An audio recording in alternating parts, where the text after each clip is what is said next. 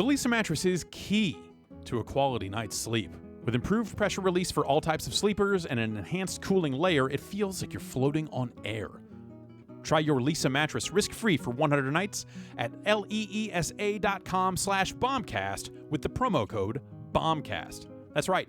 You can get up to $150 off the Lisa mattress or $225 off the luxury Sapira mattress and free shipping at leesa.com/bombcast and enter the promo code BOMBCAST.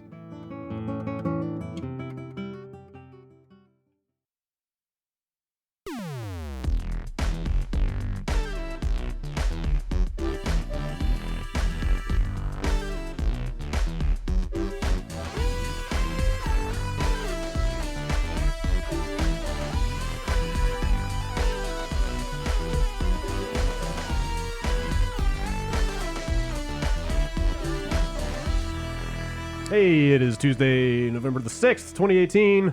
It's the Giant Bombcast. Welcome, Jeff. Hello. Welcome, Ben. Hello. Welcome, Jan. Hello. Welcome, me. Welcome, Hello. Can I welcome myself? Yeah, Yeah, welcome to this podcast. yourself to yourself. Hello. Brad. Everyone's welcome to welcome you. Oh, I feel very welcome Good. right now. You're welcome. Thank you. Yeah. I think that's how that works. Hello, it's the podcast. Should I say it more slowly? Oh, you're welcome. Is you want Welcome. some- Whoa, oh, hey. whoa, whoa. Well, you're hey. You're welcome. You're welcome. You're welcome. It's election day here in America. That's right. Get thee to thine polling place. Yeah. If you're listening live. If you're listening to this in line, Yeah. I voted. They they nice. had they got made stickers? me sit in a chair. I didn't even get like a little booth because they were all Interesting. full. oh wow. Yeah, I felt like a child in a classroom again because it was in a like an elementary school gym. Yeah. I'm sitting in a little plastic, uncomfortable Are tiny you chair. like filling in things like to make your I'm, marks like, dark? scribbling, Yeah. I just was like, I don't miss this. Don't miss this feeling. Like voting, don't miss this feeling of being in school. I have not voted. Like I've been doing vote by mail for a very long time. Do they let you bring stuff with you for that? Yeah. Like, 'cause Yeah. obviously, Yes. When was the last? The primaries is the last time I voted. Okay. And yeah, I brought a voter's guide in with me to the booth. yeah, I felt like I was cheating on an exam. yeah, totally. Like, that was the seriously, right it question. was Is like, like, are you? they're going to see me and they're going to take my Yeah, ballot. like, are you able to bring in a thing that's just had like, my here's phone how to out. vote? Okay, yeah, Just yeah. next to me on that chair, looking at the notes I had taken. You know.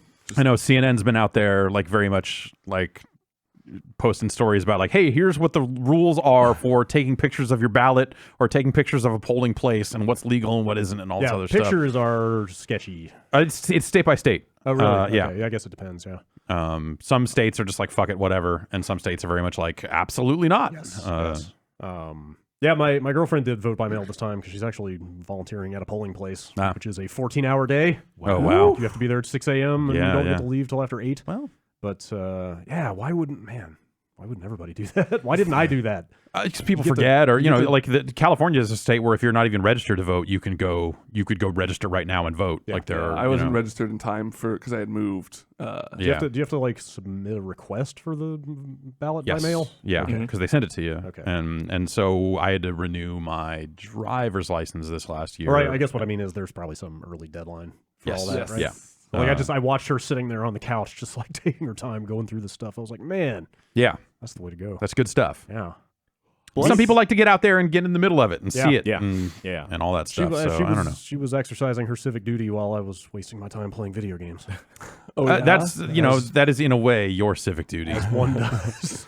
I guess it's part of the job. Yeah, it's part of what makes America That's America. right. That's right. Your right to You know what else makes play unreleased video games. Yeah, that's right.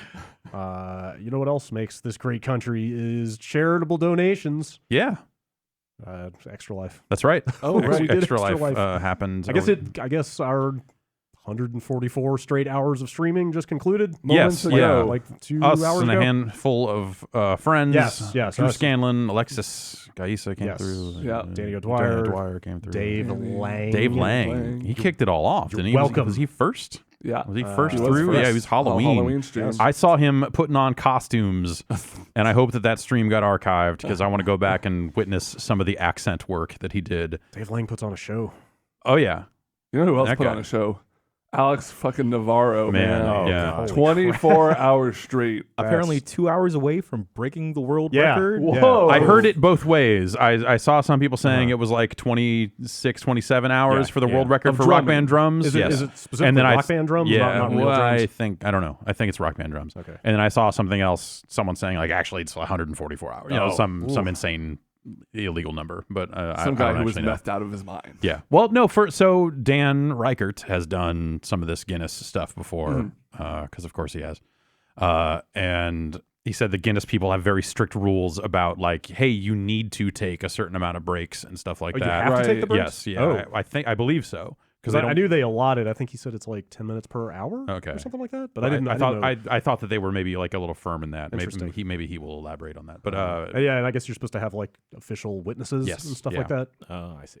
yeah, so you can't just like submit like A clip. this ain't Twin Galaxies. It's not like stick your camera inside the drum kit to make sure it's regulation, and then submit your stuff. It's Guinness. This is Guinness. They have Yeah, they have beers. rules. Yeah, the fine organization who brought you awards like largest group of people doing an emote from a dance emote from a video game. Yeah.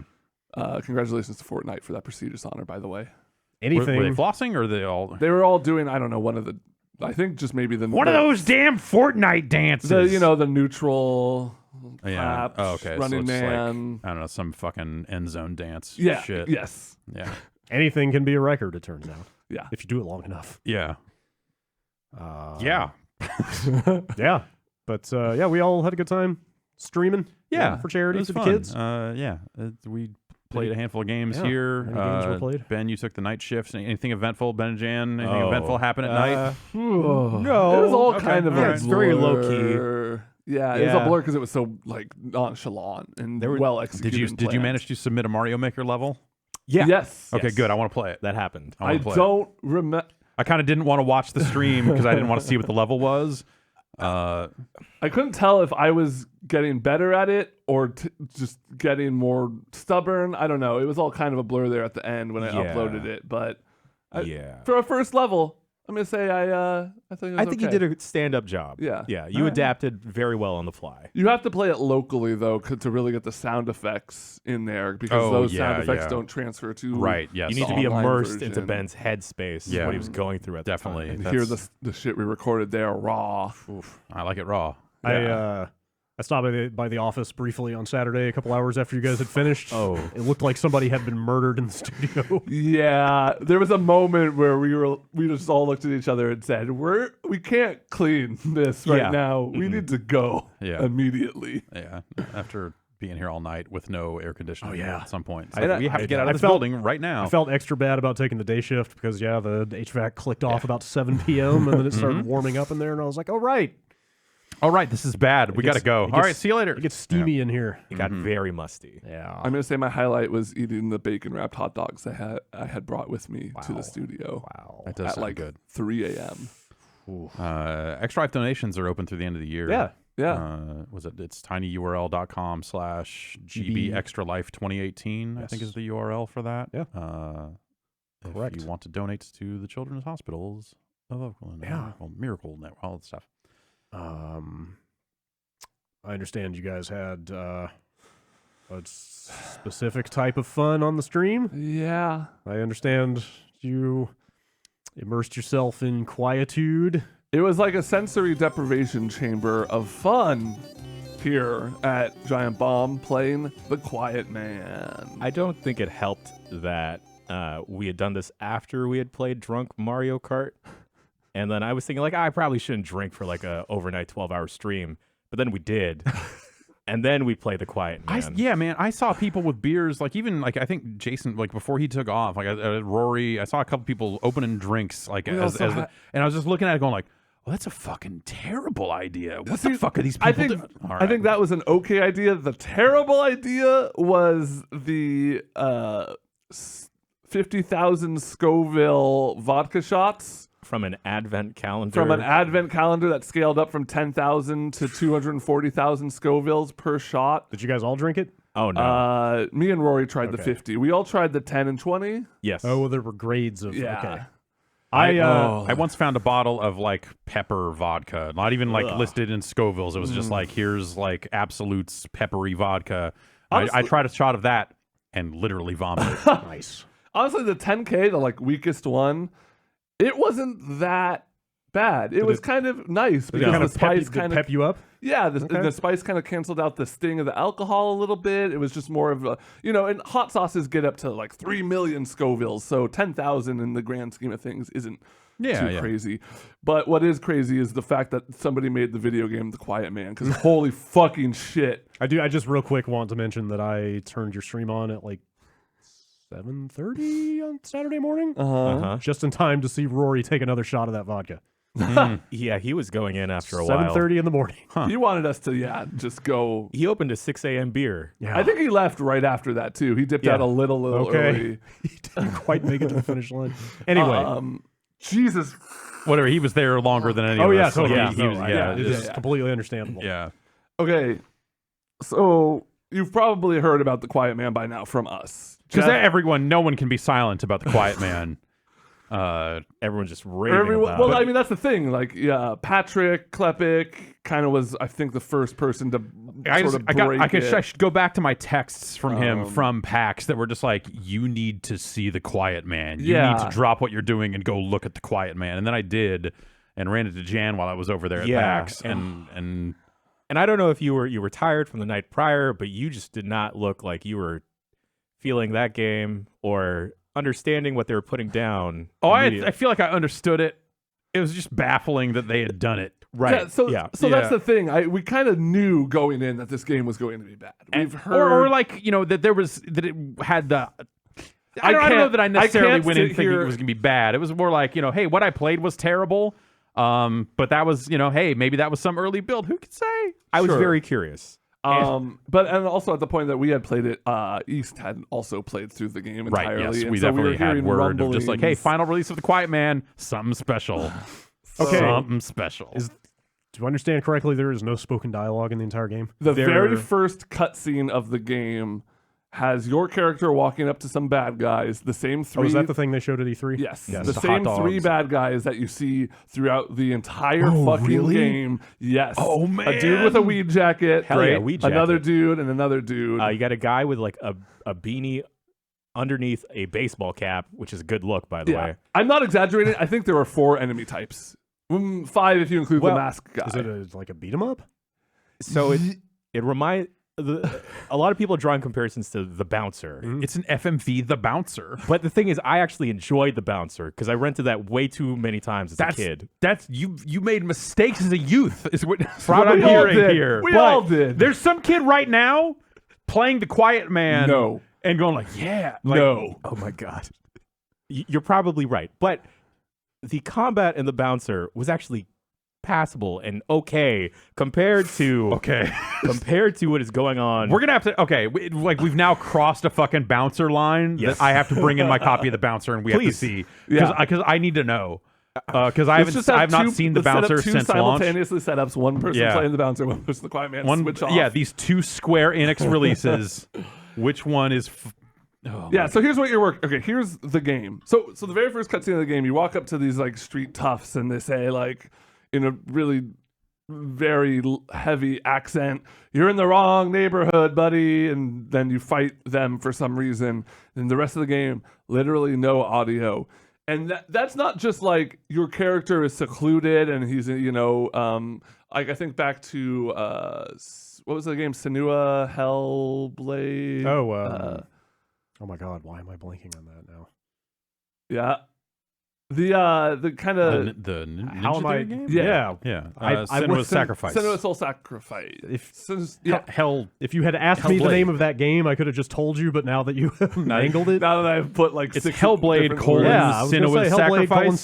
Senua's Sacrifice. All right. Okay, great. So that game has a lot of Still moments got it. of like seclusion and your like a lot of moments of kind of silence where you're just in the world and kind of seeing what's happening around you, and it's very artistic. This game will put you in a room talking to somebody else, which is mouthing. Your character understands what they're saying apparently because I guess he could read lips. So But- the main conceit is that your character is deaf. Yes, I should have mentioned that. But like the audio, and it seems like part of the game is designed to mimic like, hey, here's what it would be like, but also no, because because it sounds like the character is privy to Yeah, more 'cause information than you are. Yeah, so you as the Yes. player are cut even further out, but also in an inconsistent fashion because again, that early part of the game you do hear dialogue. Yes. And then for whatever reason later you don't. And there are scenes without the main character that are just completely silent. Yeah. That don't involve him at all. I think somebody out east said something about like a 7-minute dialogue scene Yeah. or something. Yeah, totally. We right out sat the through gate too. Like just just like after seven- the second fight, I think. The second fight, by the way, which I managed to break and put an enemy into a wall who would not die or get out of said wall, and we had to restart the entire game. the quiet man. It's it's $15. It's a tour de force. That's a low price, at It- least. We let's didn't say. finish it. I got to a boss No, fight. it is not. Like, think about the number of games that ship for $15 these So- days, I and can the name a amount bunch. of actual Celeste, entertainment. Into the Breach, Totally. Oberdin, Hollow Knight is Hollow $15. It is a Sure. lower. I mean, I think it's only a low price in the context of Square put it out, Yeah. and you've envisioned them as being a publisher that puts out $60 games. So Sure. for them, it's less Oh expensive. my God! If the Bouncer had come out at $15, no one would remember it. I would have just bought it instead of renting it so many times. Here's what so we played through what I've heard to be about like half, maybe 2/3 of the game. Yeah. Here's everything I know about the plot. Your mom's dead and you're in love with her and her corpse and her ghost. And then there's another woman who looks like your mom and it makes you think about your mom a lot and how you love her, and she got shot and it's maybe your fault and your cop dad is really mad about it. And then there's a dude in an eyes wide shut mask who might be you. I don't know. So I was very afraid going into playing The Quiet Man that I might actually like The Quiet Man because I Yeah. like very weird pieces of cinema. Sure. The bouncer. And The Bouncer. You are the target demo for the Quiet Man. So here I am. Yeah. Come at me, Quiet Man. But yeah, and then there's a bunch of weird flashbacks to when he was a child. And there's like some weird Oedipus complex going on. And then this drug dealer that he's dealing with in the modern day, he's been tied in with since forever. And like there's a drug lord. Are you like a vigilante? Like you're just a dude on the street, right?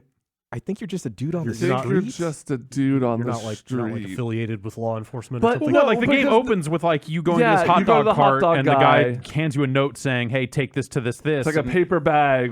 So it's like you're kind of and you seem knowingly involved in some kind of shit. Oh. Yeah, I think he might be a mule or something. Oh, okay. I don't know, man. Don't play the Quiet Man. Okay. Don't fucking play the Quiet Man. So Even but Jeff the kicker, and Brad, you even have to after play the yeah. Quiet Well, Man. I guess we're gonna fucking.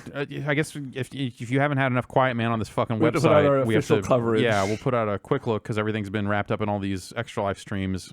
So Brad and I are gonna sit down and look at the Quiet Man this week, I guess. There is a super kick button. So Okay. Yeah. I mean, that should help you get through At this it. point, how far off is that DLC? Oh yeah. So that's the other maybe thing, The like, most Like infuriating at this thing point, about it. maybe we should just wait and see what that is. But the thing is, we have to play. We'd have to finish our playthrough first because you can't do that on the. Yeah. You have to do that on a second playthrough. Maybe you It's like can't. Nier. You don't appreciate the full picture. Do until not you play equivocate through this the game to whole Nier. time. Do I not do that. I bet Cheat Engine can figure it out. So yeah, there's going to be they promised this at launch, but they had to delay it, unfortunately. A second audio track that will play when you play the game through a second time, and you can hear what people are saying. Oh, what the fuck. Ah! Like, yeah, so that was the thing is the thing I had heard around PAX, which they hadn't really got out and said that at that time. With what I'd heard is like, oh, it's kind of a game designed to be played through multiple times, and you'll get kind of different perspective when you play it again and again, and all this shit. But no, why would no? Look, I know that making Like if you finish the Quiet Man 9 times, will you suddenly like, oh, now I get it? Now that I've played through this like kind of nothing combat system and seen this story, yeah. I really don't like dunking on games just for being bad, just for dunking on games purposes.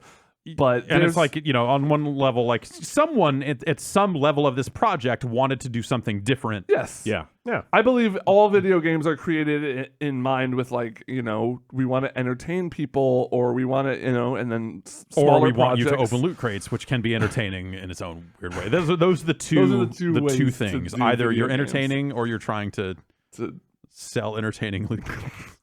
But there's just something about this game that fundamentally, on literally every level I can think of, graphically, auditorially, visually, gameplay, just literally no part of it felt good or finished. Even the pause menu where it shows you the controls is just like a very pared down neon sign of like, hey, press this button, you'll run. It's one of the shittiest looking controller interfaces I've ever seen. That's the stuff like playing like shit. so Playing yeah it the sucks. when you go from FMV and transition into video game, like that stuff just seems like it really sucks. Yeah. like the fighting and like it's I mean, the so first time they bad. do it, they just are showing your foot. Like, because they don't want to show Yeah, you they need some kind of everything. keyframe to do the transition from like, oh, now it's a video game, which like, that's a cool idea, like whatever. But then when it pans back up and you're looking at video game version of the main character, you're like, oh, this looks like shit. What? Like, okay, unless that's like part of the thing and it's going to be some matrixy abstract like thing later on. You're like, oh, you have failed to achieve the thing you're trying to do on these transitions. Well, yeah. Anyway, The thing that bums me out We'll is that this record is like some- a point of view that isn't often portrayed in video games of like a deaf character, and I don't know what they were trying to go for, whether it's like inclusion of that perspective, but And I've definitely, like I've seen, I haven't talked to anyone firsthand, but I've seen people who are deaf come away from this thing going like, this is infuriating to It me makes as a me deaf mad. person. It's like, yeah. So it seems like they're not necessarily hitting that mark either. If that's even what they were trying to do, like I don't know. Like it's weird because like the game got announced at E3. Mm-hmm. I don't feel like they maybe had like they did an event for it. Didn't they try to do a preview event for it? Oh gosh, I don't know. I want to say, but like I have not seen a lot of coverage out there saying like, here's what we're trying to accomplish with this. right. And so like nothing, like the game does not get contextualized in any way other than like, what did you do? Why did you do this? It just seems like a very bizarre thing. Good on them for making the most talked about video game of 2018. They tried. How They ironic. tried something. Yeah. They tried. They tried something. No, we can't wrap this up with giving them partial credit, Brad. No, I mean, we'll take a look at it, and I mean, I think, from what I played at PAX and what you have described, it doesn't sound that different from what I played at PAX. This sounds like a colossal failure. Colossal is maybe like giving it. Sure, low stakes. Yeah, low stakes. Like this. They weren't, like, out there download-only pushing game. it. Yeah, no, they weren't like saying like, hey, from the makers of Final Fantasy or anything stupid like from the makers of the Prey 2 you wanted to play. This is where all of these people could have been working on the Final Fantasy VII remake, and that would have come out if it wasn't for the Quiet Man. What if the Final Fantasy VII remake comes out and it looks like this? Oh, maybe. Oh, And it's God. FMV that transitions into. Cloud just punching a dude 14 times. Cloud is a pretty quiet protagonist. Cloud's the original Quiet Man, some say. It fits. It fits. What else going on? I had spent most of the last week playing games that don't technically exist yet. So I played a bunch more Red Dead. yeah, how's your Red Dead going? Wrestling. I've kind of been dipping into it a little bit between embargoed stuff. How many chapters in are you? This is ridiculous because I must have put at least 40 hours into that game, but I'm still in chapter 2. How? I just learned how to fish last night. I you did should so finish much chapter stuff. 2. I've done so much just random stuff, just roaming the map. Yeah. Did you go duplicate a bunch of gold? No. I don't care I don't wanna cheat. about... Well, A, I don't want to cheat. B, like, it just... I don't know. Money It doesn't seem like that big of a deal. Well, right? my understanding is that eventually money just won't matter in that game. Right. Like, Okay, because that's good to hear because I just had to pay off like $600 in Yes, bounties. I was gonna say like I- that is the Rockstar arc for those games. Is eventually your criminal empire is a fucking empire. GTA the and same way. Totally. Can you like more or less invest money in GTA? Like if you buy properties, do they then generate money? I'm sure that has been in one of Okay. them at some point. I Okay. don't remember that specifically being in 5. but My understanding I is don't remember for I don't sure. think there are any sort of income generating things in this game. I think it's pure robbing and stealing. Yeah. Oh. I but- tried my first just straight up solo train robbery. Like just a Just, ambient I'm one. gonna Like- hop on this train. Okay, not and like a robbery like opportunity no side mission just thing. like I saw a train. I scouted out a train that had a very long bridge section because the problem. I tried robbing a train just when I was fucking around with the open world a little bit. And I realized, they're pulling into stations often, or they're passing people, and if somebody sees you on there shooting at people, they're gonna go call the cops or whatever. So I wanted to find a nice secluded area, and so I found one where it's over a very long bridge, has the railroad tracks, and so I hopped on there. Right, I felt like a badass. I rode my horse up alongside of it. You can hop directly from your horse to the train. I got on there. I worked my way from the back to the front. And then it fucking worked. I killed everyone on that train, and I just jumped off and ran all the way back to my horse. Okay. Dude, it felt awesome. Did you Was get the- anything? Yeah, I was gonna say, was I there got a like Cause we- $20 worth of yeah, shit, which is because we rode that train on that stream we did, and Yeah. didn't really come away with much. Like Well, maybe, not every train is gonna have Yeah, sure. stuff, right? Yeah. Or in this case, I got maybe none like of some them do. decent supplies. Basically, I Okay. found some good like tonics and stuff, and it was just a good kind of practice event because I realized. So I'm on chapter 4, Wow. I believe. Okay. I realized so I started doing what you were doing. I did a lot of side stuff in chapter 2, just because that's kind of when the game opens up. I kind of realized all of chapter 2, at least the main mission stuff, is kind of still a tutorial. Yeah. When I did that mission where I learned to fish last night, I was like, man, why haven't I just been doing more of this? 'Cause, Yeah. like, I really like how they set it up. Kind of all the gang members around each have a different thing that they Yeah. kind of teach you how to do. Like Hosea and I think Charles teach you hunting stuff. Like you learn Mhm. fishing with the kid. You learn how to you and then sometimes they'll force you into scenarios like I forget the name of the guy who's kind of off on his own. Or you have to break him out of jail in Strawberry. Micah. Yeah, That guy sucks. that's like a good device of teaching you, like, oh yeah, if you shoot a bunch of people, you're gonna have a Yes. huge bounty on your head, Yeah. and like that area quickly becomes like, okay, I've learned that my actions have repercussions. I immediately Googled that mission after I did it because I was like, dude, I just racked up a bounty 3 times the money I have, and it seems like there was no way to avoid it. And yeah, sure enough, it seems like you have to do that. Yeah. But yeah, I'm kind of like you. I had that bounty and another one in Valentine. I spent like $400 paying bounties, and I had 4 cents left at the end. Yeah. So better go rob some people. Yeah. But then I immediately found that sharpshooter dude and took like $30 off of him. What's sharp? Oh, the guy who challenges Yeah, you. the quick shot kind of guy. Yeah, I mean, I'm still enjoying it. I'm running into issues here and there, though, that do really kind of reduce my enjoyment a little bit here and there. I think that one issue in particular, so the larger story missions is kind of have an issue that I have with most Rockstar games, which is they have a very tight, specific vision of how they want this mission to play out, like a movie. And so they are going to lead you along this very set path, and if you stray from that path even a little bit, you're gonna lose, or you're gonna just like your screen's gonna go gray, just gonna and it's fail out, and fucking you'll be like, fail all you right, out. Yeah, you what the got- fuck it's a huge happened? bummer. Like, Like, oh, so- okay. This isn't a huge spoiler. This could be construed as one. Go forward 2 minutes if you don't want to hear any details about the story in this game, but it's a mission. It's a chapter 2 mission. So at the end of one of the missions, there's a big shootout, and the mission starts with you getting your first sniper rifle. You have to like go to the store. It walks you through buying a gun from the store. It's a sniper rifle. You use it to kind of scout out some things mostly, and then yada yada yada. A big fight breaks loose. It involves your goal, your objective for this fight is to protect the people you're with, make sure nobody dies, make sure nobody gets shot. So you have to kind of move through the area, take out people as you can. Mm-hmm. And so my first instinct was I was right next to this ladder that led to the top of a roof. And so I'm like, I've got this sniper. They just gave me the sniper rifle. I'm right next to a ladder. I'm going to climb up here and just start picking dudes off from the roof.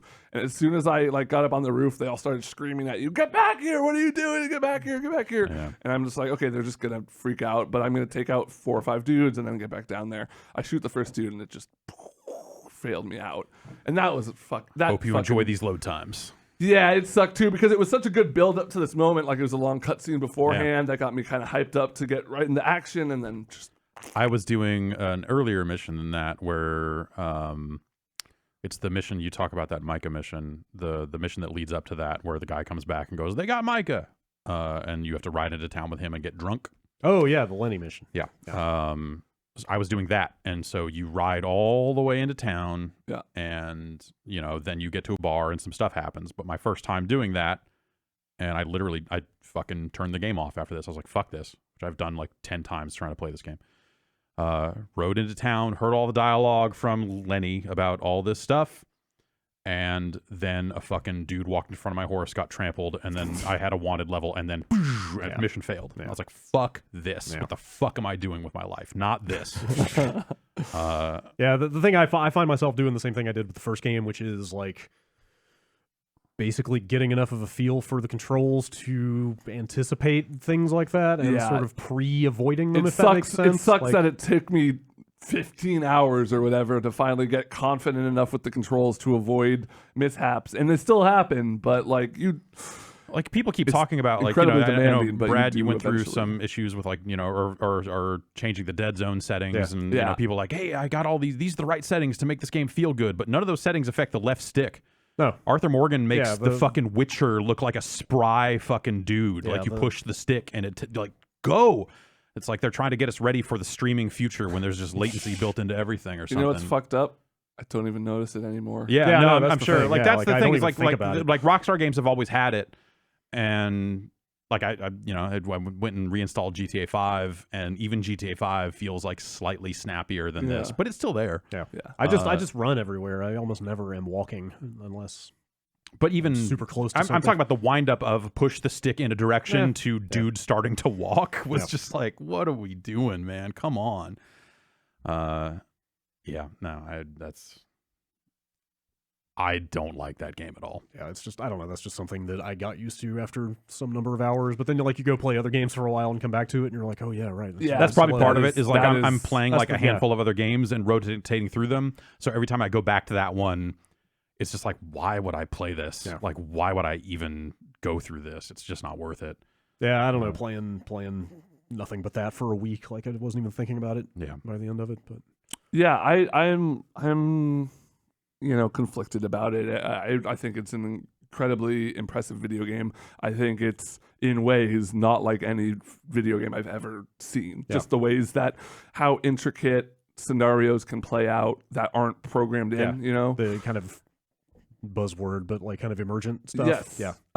That stuff is all incredible and really impressive, and you can see where all the manpower and money went, like in every detail of this game. But on the other hand, it's just like missions where there's a long shootouts sometimes just tend to like, fuck, man, I've shot 8 dudes already and I'm out of Deadeye and I don't want to go into my option menus and spend 5 seconds drinking a tonic.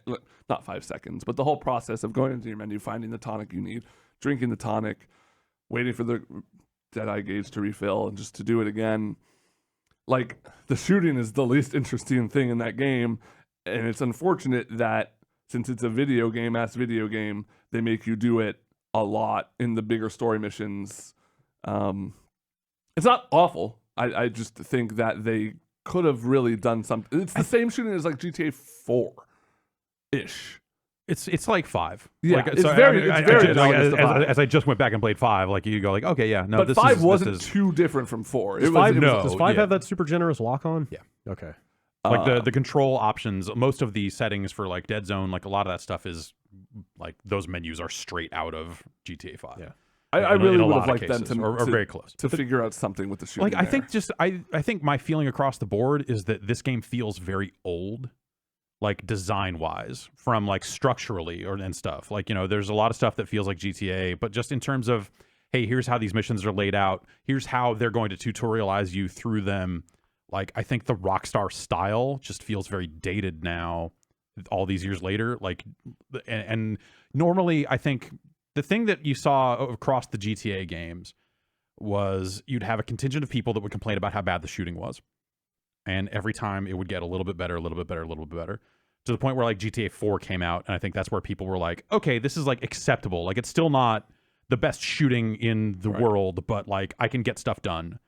And then GTA 5, I think, improved on that in a handful of ways. But at the same token, like you're not going to compare it to just like a pure shooter or a game that's all it does is shooting. Like, you know, you can do the things you need to do to complete those missions when shooting is involved. Yeah. And the lock on is very generous, and that's just the type of game that they're making. I don't know, but like stuff about Red Dead 2 feels like it was made by people who learned the wrong lessons coming out of San Andreas. Like all the stamina core, horse core, like all that stuff.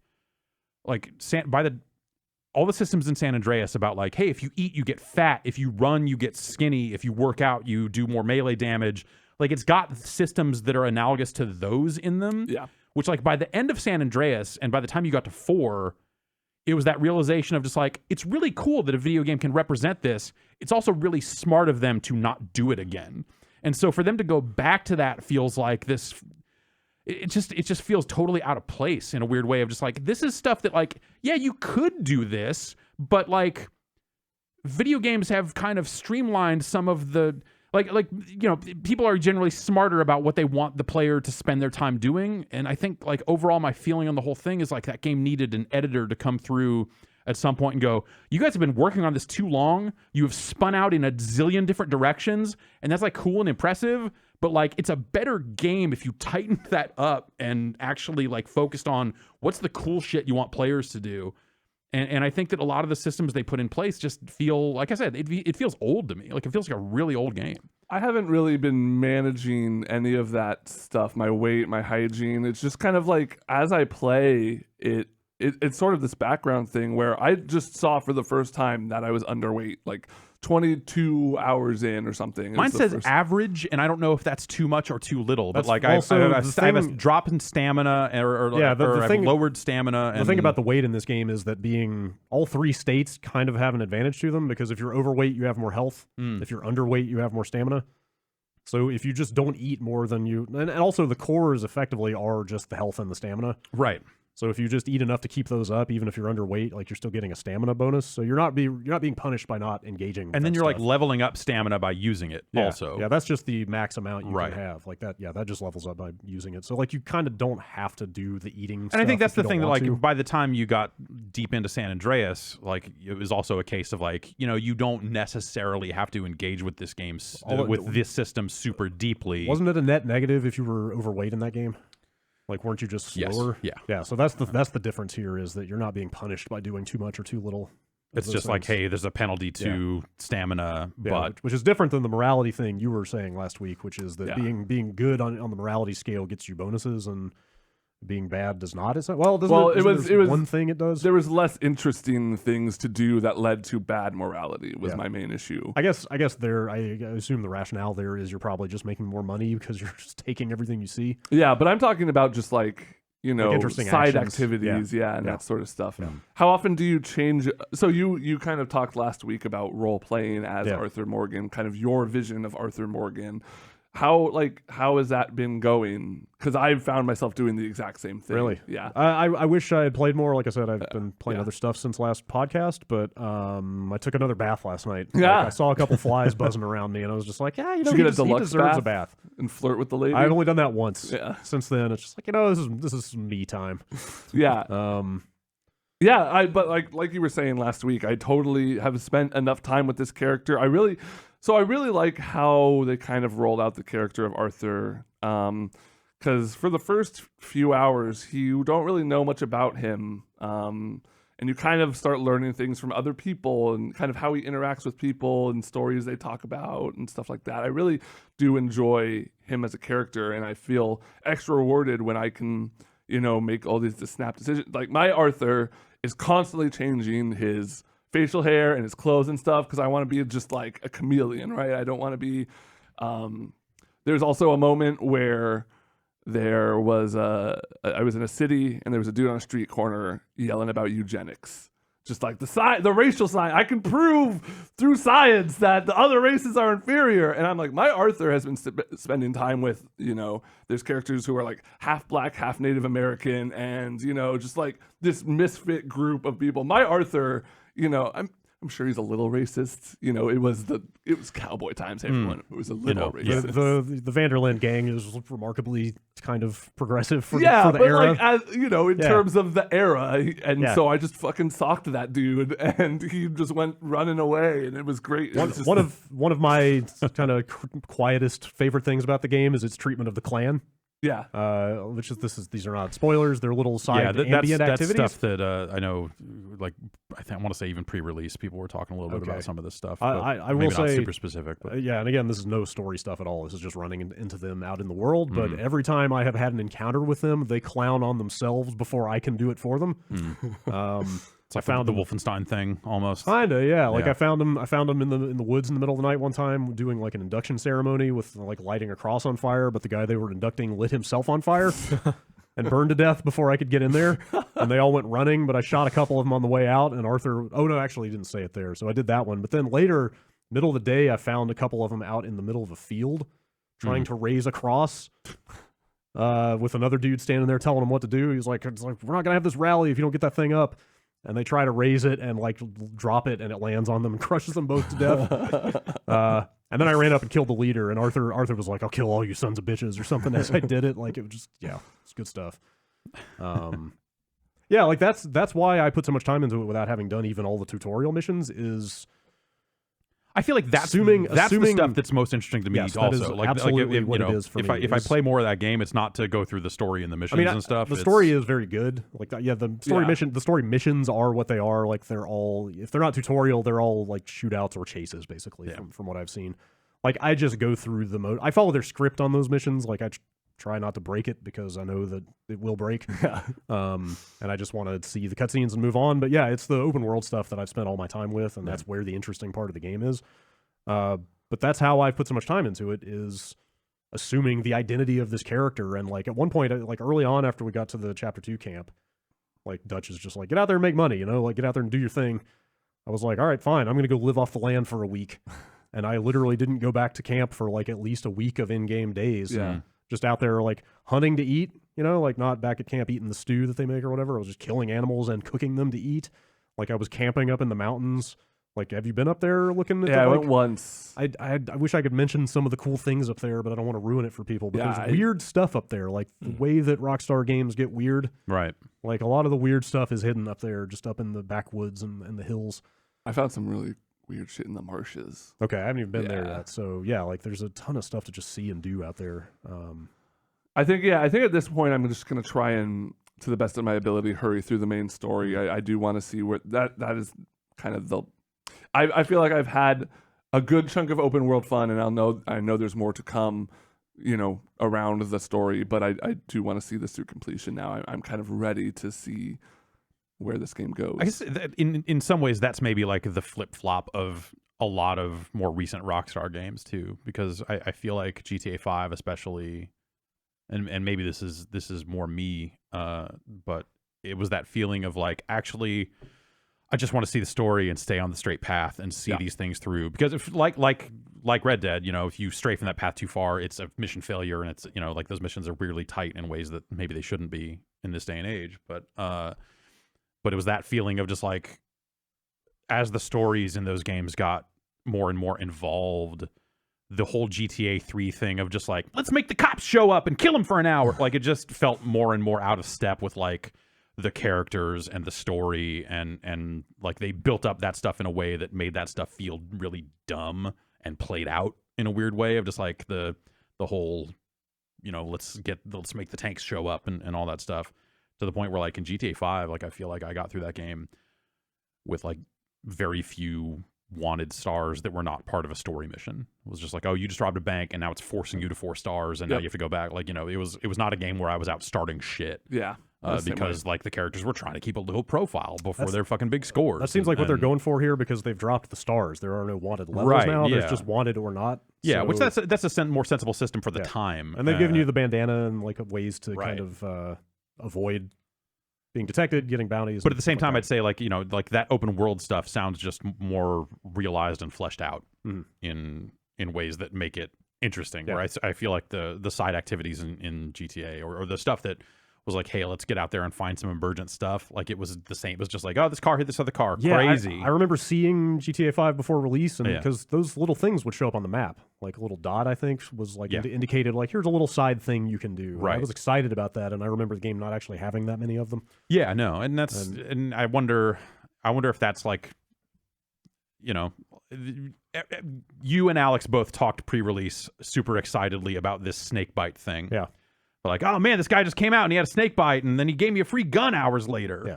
And then someone in the comments on the video was like, I've had that happen 3 Well, times. yeah, and I mean- like that happened to me like an hour in. And like now that everyone's out and swapping stories, like I think you see the gears turning yeah. a little bit more. But I mean, Sure. that's video games. That's like, totally there's, video There's games. always going to be a finite No, amount like of I'm not content. knocking them for that. It just seems like maybe with the amount of time they had, they just spent more time cooking up more of that stuff. Yeah, that seems to be the case for sure. And you know, that's Well, cool. Yeah. The last thing I will mention about that game is playing it last night. I've been like, you have 2 options when you lock on to random people. It's greet and antagonize. Yeah. Well, there's also rob and things that will actually start shit, but Sure. those are the 2 conversational options. I have always just 100% greeted everybody because I just didn't want to like. Also, I'm trying to max the morality meter and blah blah blah. But I decided to start alternating. Yeah. Like, greet, antagonize, and his dialogue takes it all into account. Yeah. Like I was greeting like a drunk guy stumbled out of the saloon, like he's practically falling over, and I was greeting him, and like I forget what he says, like, you're gonna feel that one in the morning. And then I went to antagonize, and he was like, man, you smell like shit. You're pathetic. Like the dialogue bounces back and forth between good and bad, but all along the same thread of what he's talking about in a way right. that sounds Yeah. really natural. So you can just really like fuck with people's heads. Or like, Yeah. you know, there's instances where I almost hit somebody with my horse, and then they yelled something at me. I antagonized back, and he said something like, you know, you're lucky I didn't actually hit you, and stuff like that. That's what it is I'm amazed how many like optional dialogue lines actually take into account. There's so many like exactly what's context happening. sensitive dialogue based Yes, on just what yes. you're doing. Like everything that comes out of his mouth feels like it's considered in the situation that he's in. Yes. It never feels like random placeholder stuff. It's super impressive. Yeah, we should finish that game. Yeah, I'm gonna It's- try my damnedest. It's fucking November. It is. Got like Yeah. 4 games I need to finish in the next 3 weeks. Yeah. Yep. It snuck up. Yup. All right, let's take a quick break and come back and talk about some more of those games.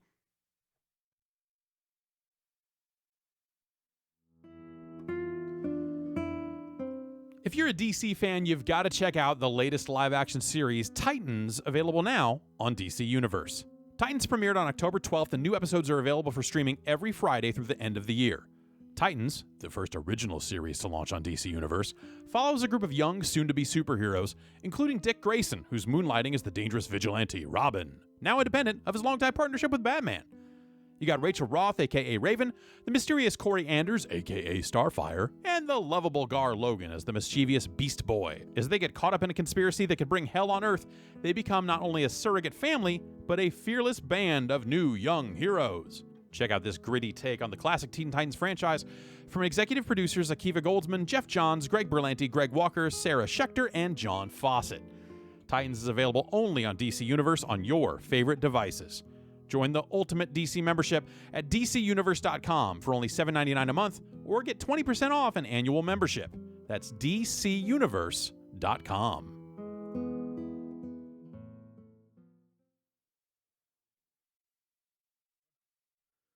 Jeff, following that break, I believe you have an important announcement to make. Yes, I'm on TikTok at FredDurst2000. What are we talking about? That's it. There you go. Was that the No, follow us at Giant Bomb Fortnite. It's Fortnite without the O because there's too many characters. Yeah. TikTok. Or like Giant Bomb Fart. Brad, tell me everything you know about TikTok. It's not a catch a song. Just get that out of the way. You beat me to it. I'll fight you. I now have this nothing. TikTok is Okay. not a catch a song. I have nothing. Is there video involved? Yeah. Is it like Vine? Yes. Yes. How It's how if much Vine like and Vine? Snapchat had a baby, Okay. and And that baby vaped that baby vaped. Oh, good. and enjoyed music that you probably can't use everywhere else. Yeah, because of copyright laws. TikTok's cool. Okay. There you go. I Moving doubt that. all of our I doubt that very seriously. I'm having a good time with it. Okay. You made a TikTok during Extra Life that I don't even remember you doing. Yeah, and you're in it. Yeah. You're the star of it. I don't even know if that's because of like the haze that we were in or because like you're so good at the TikTok. That's just the spicy vodka talking. Yeah. You're right. And the dumb thing is, like, I went to, like, on the heels of you talking about TikTok before this podcast started, I went and downloaded it only to notice that I had already downloaded it at some point in the And past deleted it. and deleted it already. So back on TikTok, I guess. Yeah. Maybe I made an account. Maybe that account's gone. I don't know. My name is taken. Maybe that We're was trying me. to get Jeff, who's at Fred Durst 2000, to beat at Fred Durst 2002. Fuck Fred Durst 2002. He's got 4 fans on Jeff's 0 right That's now. bull so- crap. 2000 is a better Fred Durst. There's enough Fred Durst for everybody. You take that back. All Because right. I'm hoarding as much Fred Durst as I can get my hands Gotta on. stock it up before the apocalypse. All these copies of Fight Club. I went to a Ooh. used. Someone went and opened a used video game store in my town over Whoa. the weekend. Ooh. Wow. It was fucking ridiculous. Huh. It's like saw people on Facebook cool. taking pictures of like, here I am punching a Mario block, and I'm like, fuck that. Wait a minute, that's here. So I drove across town. It's actually like a fucking nice place. Huh. Like That's it's not. cool. It's like well lit. Yeah. It's got a nice wood floor. They have a wider selection than. I was in LA last week, and I went to Game Dude.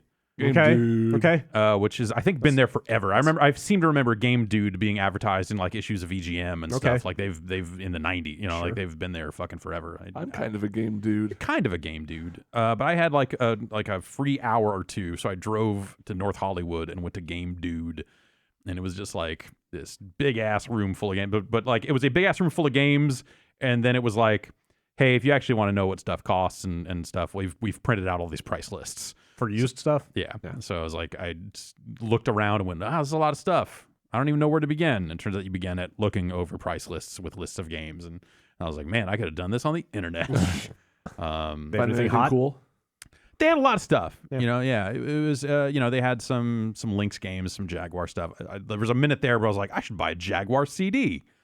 Because I don't own one, and it's not easy to see those games in action. So what if I bought it not? No, it is not. The work not been done? No, it has not been wow. done. Weird. Imagine Jaguar that. cartridge games are not particularly well emulated either. Huh. Some of them do run fine, Yeah. but it's far from perfect. Unlike, Anyway. unlike the Jaguar itself. Unlike the Jaguar itself, the perfect video game machine. When you turn it on, it goes, like, what more do you fucking want? Yeah. A CD copy of VidGrid, that turns out. That's what I want. Anyway, I ended up not buying anything, but then lo and behold, this weekend, a new shop opened up in town. That's So cool. I drove across town Yeah. and found it to be like way nicer and like way more full of stuff that was of interest to me. Normally, like, so, going to use game shops just kind of like as I'm traveling around and going places and doing things, it seems like most of them are just like, if you're looking for PlayStation 2 sports games, we got you fucking covered. And but it was like a lot of stuff of that era, and I was like, I kind of want to go further back. And no place ever has any TurboGrafx stuff. This place, I bought a copy of Final Zone 2 off them, Huh. That's cool. which I was just like, man, I got too much stuff. I should probably stop buying stuff. Wait, there's a used game, and then I bought a copy of Enter the Matrix for PlayStation 2 for $4 because fuck me. Yeah. I don't know. Wonder how you start a thing like that. Like, are you trawling eBay for months? You're like probably trying to buying build up an inventory? Well, I or- think it's probably part of it is you probably have a collection of your own that you're like, man, this is overwhelming. Yeah. And then you supplement that with buying a bunch of like, here's a lot of 400 PS2 games for $400, I actually- or some insane thing like that just to fill the shelves. I have an email that I have to read early because it is about exactly this topic. Just continue talking amongst yourselves while I find it. I don't know. It was nice. Like I will probably go back there as it Cool. is literally in my hometown. They have anything under glass? Like any, Yeah. just like real The nice nicer stuff was under glass. Yeah, like anything just like, The TurboGrafx stuff was the PC Engine stuff was Okay. under glass. but not anything like just. I mean, nothing of like a Magical Chase caliber, but No, anything nothing, on the rare side. Nothing that was going to be like thousands of dollars. Okay. Here it is. All right. But I thought about asking, like, hey, I got a sealed gold cart ocarina. You do this on consignment? What do you want? What are we doing? Or something like that. Huh. Maybe try to get rid of some stuff. Sure. Actually, I've thought about asking them, like, hey, you want to buy an NBA Jam cabinet? Because they have like 5 arcade machines. in Yeah, there, so too. I wonder, are they going to do it seems like the thing for like places like comic shops, like brick and mortar Right. enthusiast type places, the thing to ensure their survival is to foster a sense of community, to like have game nights, get people in there. Well, so hobnobbing and you're right, but do stuff like that. Also I feel like a lot of the places that you're talking about, like a lot of those game nights are come here and play fucking Magic the Gathering. Yeah, which this was a video game store. Well, that's what I mean. Like, I wonder and which was actually super refreshing also. It's called Nostalgia Alley. It's in Petaluma. They just opened. Seems nice. Anyway, yeah, like I was expecting to walk in and it to be like, we got a bunch of tables set up. Come play fucking Pokemon cards. Also, we have some video games. But they're all Xbox 360 and PS2. Huh. And I was like, great. But it was way more than that. It was nice. That's cool. It was very refreshing. And then also, like it seemed like a video game store. That's cool. That was not necessarily leaning on like, yo, come in here and play Vampire. I don't know. That's what I mean. Like, it'd be cool if there was like a video game equivalent of that. Yeah. It's like, hey, it's Mortal Kombat 2 night. Get in. They here got a and Street Fighter cabinet in there. So, like, just like come play some fighting games. They got one of the fancy, expensive, Sony CRTs off in a corner. I don't know what they plan to do with it, but it's there. Cool. So it was well trafficked. There was a bunch of people in there buying. Like there was someone in there buying a Spyro game. Okay. And I thought about stopping and telling her, like, hey, those re-releases are coming out in 2 weeks. I'm like, no, actually, no. Buy used fucking old games. Yeah. Do it. Go. Support this local business. Did you punch the coin block? No. Why? Because I'm above it. Do you want the real answer? You're supposed to punch it from below. See? There's it. I was above it. Everybody knows that. All right, here's the relevant email I was talking about. It's from Kadar in San Diego. I've made the terrible mistake of starting to recollect a PlayStation 2 collection of all the banger games I owned, then sold as a kid, and the ones that I wish I had had. I can now play SOCOM 2 online in 2018, and it feels amazing. I figured I should try to have a collection I can preserve as I get older due to the somewhat unknown future of digital games. Anyway, I was on eBay earlier and came across a seller who had over 100 sealed new copies of Shin Megami Tensei Nocturne for around $10 a pop. How do people come across these mass quantities of games to sell? How many warehouses do you think are full of last and current gen games that didn't sell super well that can be bought wholesale? Do you guys have any stories on older games being sold in bulk? I mean, I have a drawer full of Sneak Kings that presumably came from one of those eBay auctions of, we got 50 copies of Sneak King here. Yeah. Didn't you guys bid a couple lots of like Super Famicom carts or Super? Yeah, but those were all open. That was just, and that was all trash for the most part. That was like, hey, do you like Dragon Ball and horse racing games? Yeah. Then buy a lot of 100 Super Famicom carts off the internet, and you'll get a bunch of stuff that you can't even read. Were there dupes? Were there dupes in there? I don't think there were dupes. Okay, that's fine. But it was like, here's every common Super Famicom cartridge in the like most middling ass condition. We could graying plastic and all that, Sure. But whatever. It's 100 games. Yeah. So it was kind of cool. Yeah. So yeah, I don't know. Like I think it's a case of like, hey, so this stuff sat in a warehouse unsold for years and years. Someone opened it up, went, oh shit, or they're selling complete. I have a case of, it's like 6 copies, and it's opened, but the games themselves are sealed. But I have a cardboard box full of, I believe it's 6 or 8 or 10 copies of Yoshi's Cookie for the NES. Huh. I don't know how that happens. Interesting. I don't even know how that came. I don't know why I have it. Is I the don't cardboard know how box I have like the original shipping container? Yeah. Like that's how they would've showed up to the store? Yeah. That's cool. I don't know how that happens, but I have it. I don't know where I got it, but I have it. There was a story. I don't know exactly the weirdest story about like sealed copies of games that I can think of, and I don't have that many stories to go from. So maybe this is the one. It was like someone found just a bunch of sealed Atari games in a cave, and they were selling, and they acquired all of them and were selling like, hey, these are the Atari games that came out of the cave. It's like sealed copies of Defender, and and they were selling them for. They probably still have them. Last time I looked, I forget the name of the site, but it was just like, here's all these sealed. They have like very specific games, like you want Defender, you want this, Real Sports Football, like these 4 7800 games, because apparently there were a ton of those in there too, and so they liquidated this fucking cave. And speaking of stocking up for the apocalypse, right? Yeah, the important shit. Somebody was stashing potable water, sealed 2600 games. Are you ready to go? Everyone needs a game cave in case of an emergency. Totally. So someone on staff, someone who worked for GameSpot back in the day, like bought a ton of games out of the cave, I guess, and then had a bunch of extras of them, and so I ended up with a full set of the cave games. When was that? It was Scott Bedard, so it was like Game Rankings era. Oh my god! Yeah, I think I have a couple of cave games. yeah, you probably have a couple of games. I've definitely got like 2 or 3 sealed. Yeah. 26, or they may be 7800. Yeah, I forget one or the other. I can't remember what I have, but they're sealed. Yeah, I have like 15 sealed 2600 games that I got out of that. Those are out of the cave? I believe those are out of the cave. Shit. You got cave games. Changes everything. Yeah. They're worthless because I think that site still is selling them for that cut rate low price because wait, they're cheaper? I thought they would have had a premium because they came out of the cave. They got that cave smell on them. Yeah, it was like $3. You know, it was like some insanely low number. These 2600 games smell like sulfur. But also they have a ton of other Atari parts and stuff like that, if I remember the site correctly. But who knows? It's been years since I've looked at it. But that was always the story that I had heard, was that someone had found a bunch of Atari shit in a cave. Man, that's cool. And maybe that's fucking wrong, but like, who knows? Maybe that's just anecdotal weirdness, but that was always the story.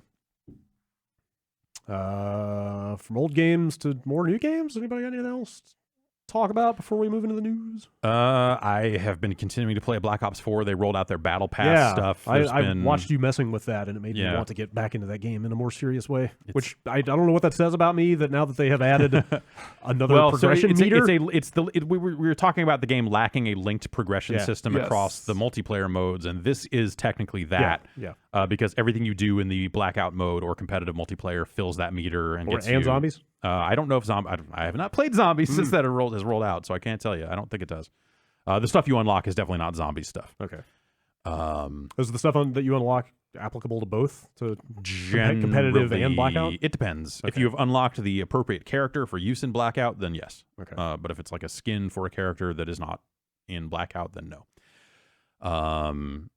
So I don't know. There's been a lot of not a lot. There's been some outcry. There's been some people being kind of unhappy with the battle pass and how much you could theoretically spend in real money to buy levels of it, because you can now spend real money to buy levels of your battle pass. And it's this thing of just like it's like how much is the most you can spend? It is, so I checked. I'm like level 10 on the battle pass. There are 200 levels on the battle pass.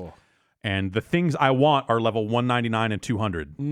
There's like a good-looking gun at 200, and the fucking CIA dude that Ed Harris voiced in Black Ops 1 is level 199. Yeah. As a blackout character, and he's wearing a suit and tie. I'm like, that dude, I would like to be that dude in fucking blackout. So I hit the button to buy tiers, and it says, it gives you the price in fucking COD points.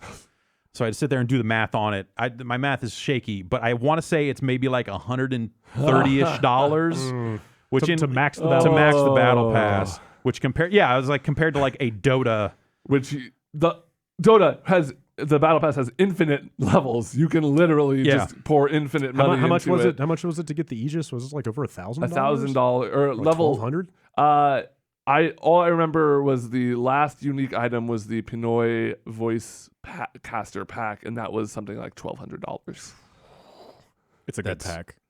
It's a good pack from what you've shown me. Yeah. But $1,200. Yeah. So I don't know. Like on one hand, like even you saying that makes me think, hey, this whole thing is broken, and the people being angry at the Call of Duty stuff are not wrong. But also, there is. You do not have to buy a battle pass for this game. It is just, hey, you unlock this stuff by playing the game, and yes, the meter moves slowly, but it moves. Other games make you buy the battle pass to get any of that stuff at all. Yep. Dota, but also it's a $60 game, so like it is not an apples to apples comparison. Like Dota, you had to buy the battle pass. Just playing the game didn't move it at all. At least recently, it used to be the case. But there was like bonus objectives and little stuff you could do to move it while playing. So yeah, it's not exactly the same. It seems more similar to Fortnite's, in terms of it's just kind of set progression. You buy the battle pass, or does Fortnite have a free battle pass? I can't remember. I don't think it does. I think it's paid only. Yeah. Battlegrounds had a free version of their battle pass where like, hey, you'll get some stuff. Yeah. But you'll get way more stuff if you buy in. And the Black Ops one is free, right? Well, I mean, yes. To start the battle pass, to start leveling it. Yeah. Okay. The game is not all that other stuff. Yes, but everyone has access to that same stuff. And then from there, it's like, do you want to? It's basically like 100 COD points per level of the battle pass. So you could grind all the way to level 200 on that thing? Fucking, I don't know, man. Like, because they tell you how long this operation will go, and it's like, I think it's maybe 40 days left on it or something. Okay. Yeah. Okay. So Seems like you know, you're that doing event will quarters. end, Oh, and then man. a new one will start, and presumably that will be a new whole progression with a new whole battle pass type thing. That's and, more like Fortnite. yeah, The and, seasons, basically. yeah, sort of, kinda. kind of. But like that's also I think how Battlegrounds kind of handled it. Also, it was like, hey, this stuff's going to kind of go away. Yeah. Yeah, I mean, they're Dota, fun. Dota did too, but there's like once a year. Right. The first PUBG Battle Pass was only like a month or something. Yeah. Maybe 6 weeks. This will end up being, I think, 52-ish days or somewhere. I think that was the highest number I remember seeing on it when they launched that part of the game. I've been playing off and on, and I think I'm at like level 14.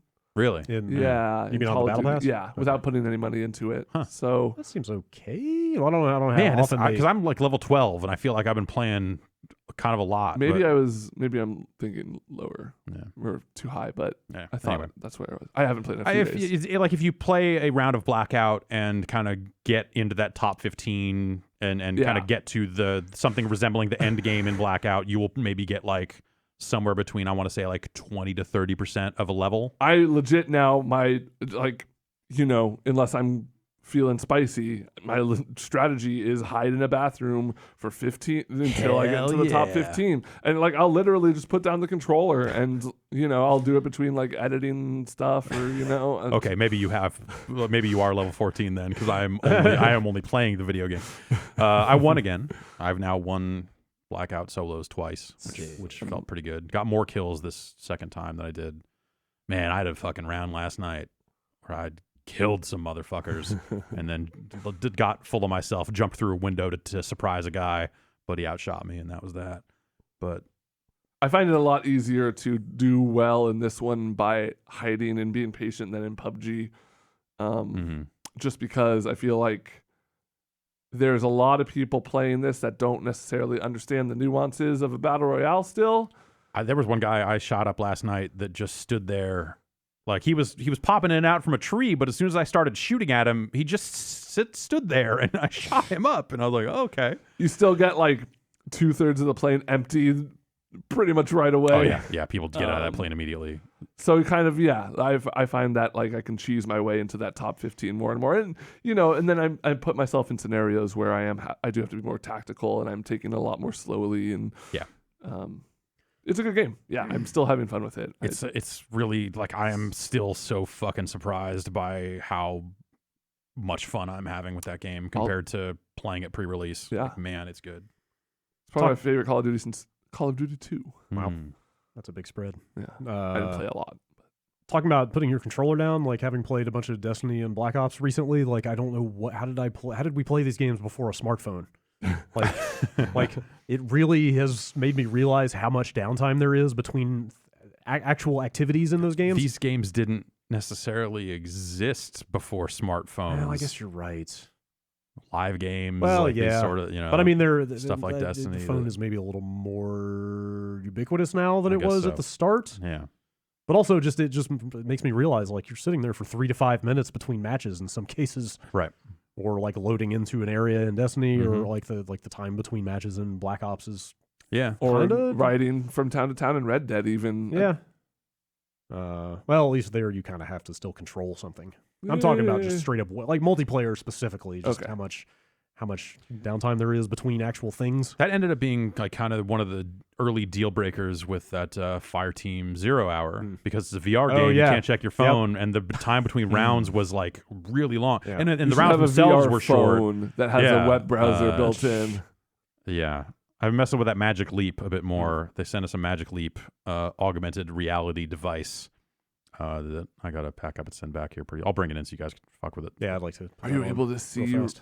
Are you like fucked up now? And reality is like you Yeah, can't like, tell what what's is real and real? what's augmented. Yeah. Now that you've had lasers caressing your retina, That thing, your eyes get tired wearing it, huh? which is not great. Are you seeing you're seeing like literal reality through lenses, right? It's not piping a video feed of reality to your eyes. No, you're seeing the real thing. You're looking through them, okay. and it is projecting things onto them. HoloLens is the same way. Right. It has a similar issue. Like my big HoloLens issue with those demos that we did a couple years ago was that postage stamp, like tiny field no of view. peripheral vision, Yep. that field of view. And this is the same deal. That's really unfortunate. And so they have a couple of games on it, and one of them is it's a lot like that first HoloLens demo that I played of like, hey, there are holes opening on your walls and monsters coming out of them. You got to shoot them. Dr. Gordbort's Invaders, I think it's called. It's the thing that Weta did. And they have to put like a UI indicator at the bottom of your like postage stamp field of view that kind of points in the direction to say like, hey, there's a monster over here. Or, I mean, it's positional audio, so also you're kind of looking around and doing it that way, but you just can't see that much. No, you can't. And and the Angry Birds game is like you have to like find a spot on the floor or something to put the game, and then once it's placed, you can walk around it, and your controller is a slingshot that you're using to fling its boom blocks at that point, because it's fully polygonal and all that same. It's Racketeer.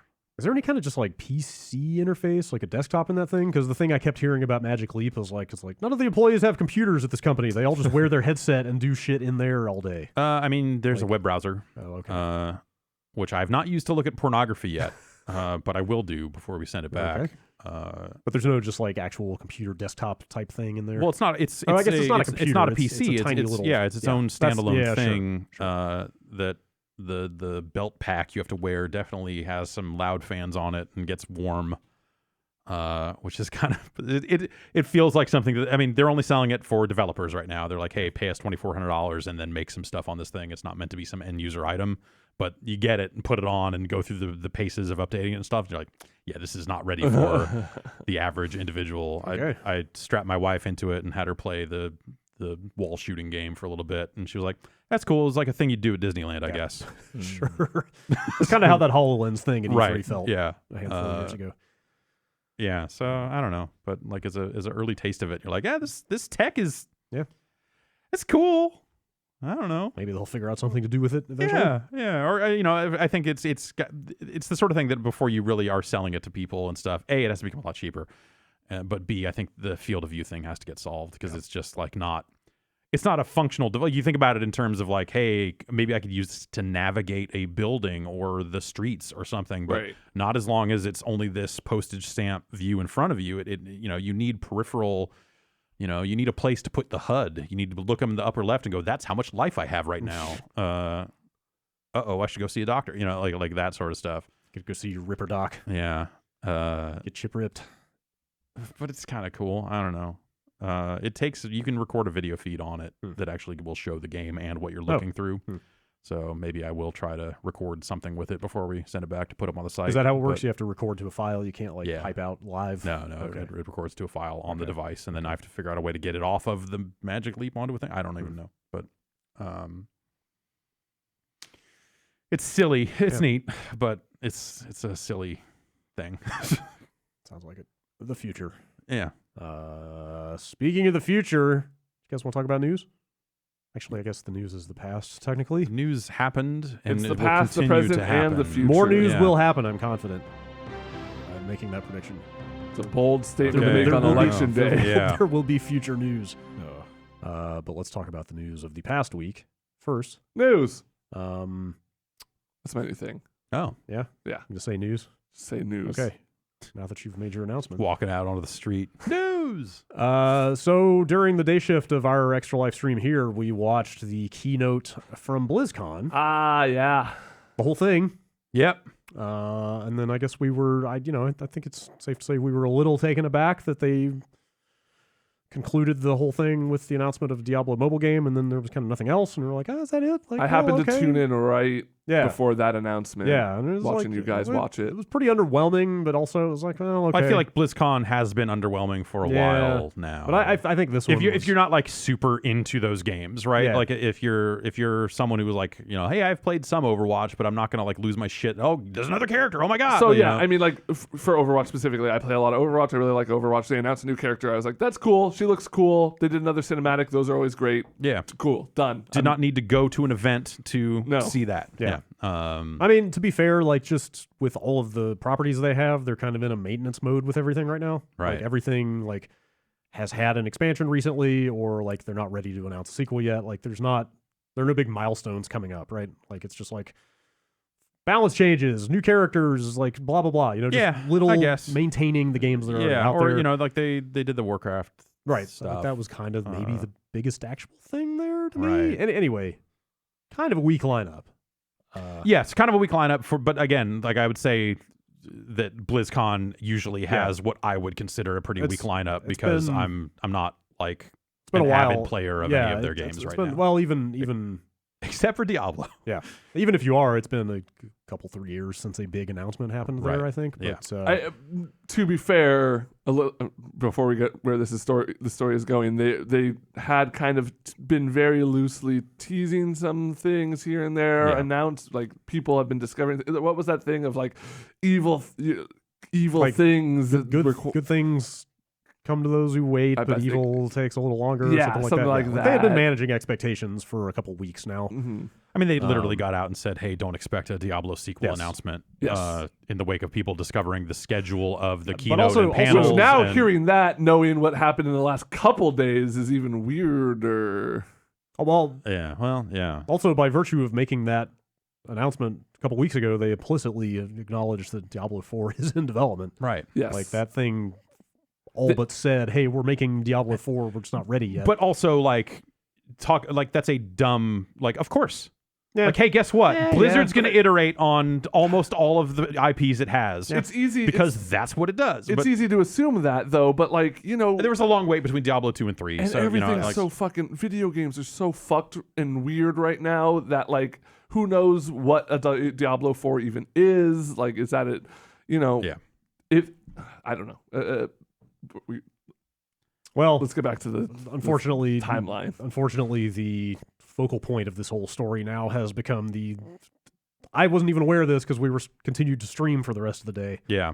It was only until like we finished our shift and I had started looking at Twitter and stuff, and I was like, oh wow, like People are not happy. people are furious about this Diablo mobile game apparently, Yeah. to the point that they were being like super rude to Blizzard developers at the event throughout the weekend, and like there's petitions all over the place and just a massive level of ire that I would not have predicted around this thing. Yeah, they should make a Diablo mobile game. That doesn't. I don't necessarily think that I'm that interested in it, especially with you can go watch us watching that thing. I think we were all just kind of like, okay, Yeah. all right, this doesn't look great, but hey, who knows? I think it looked bad.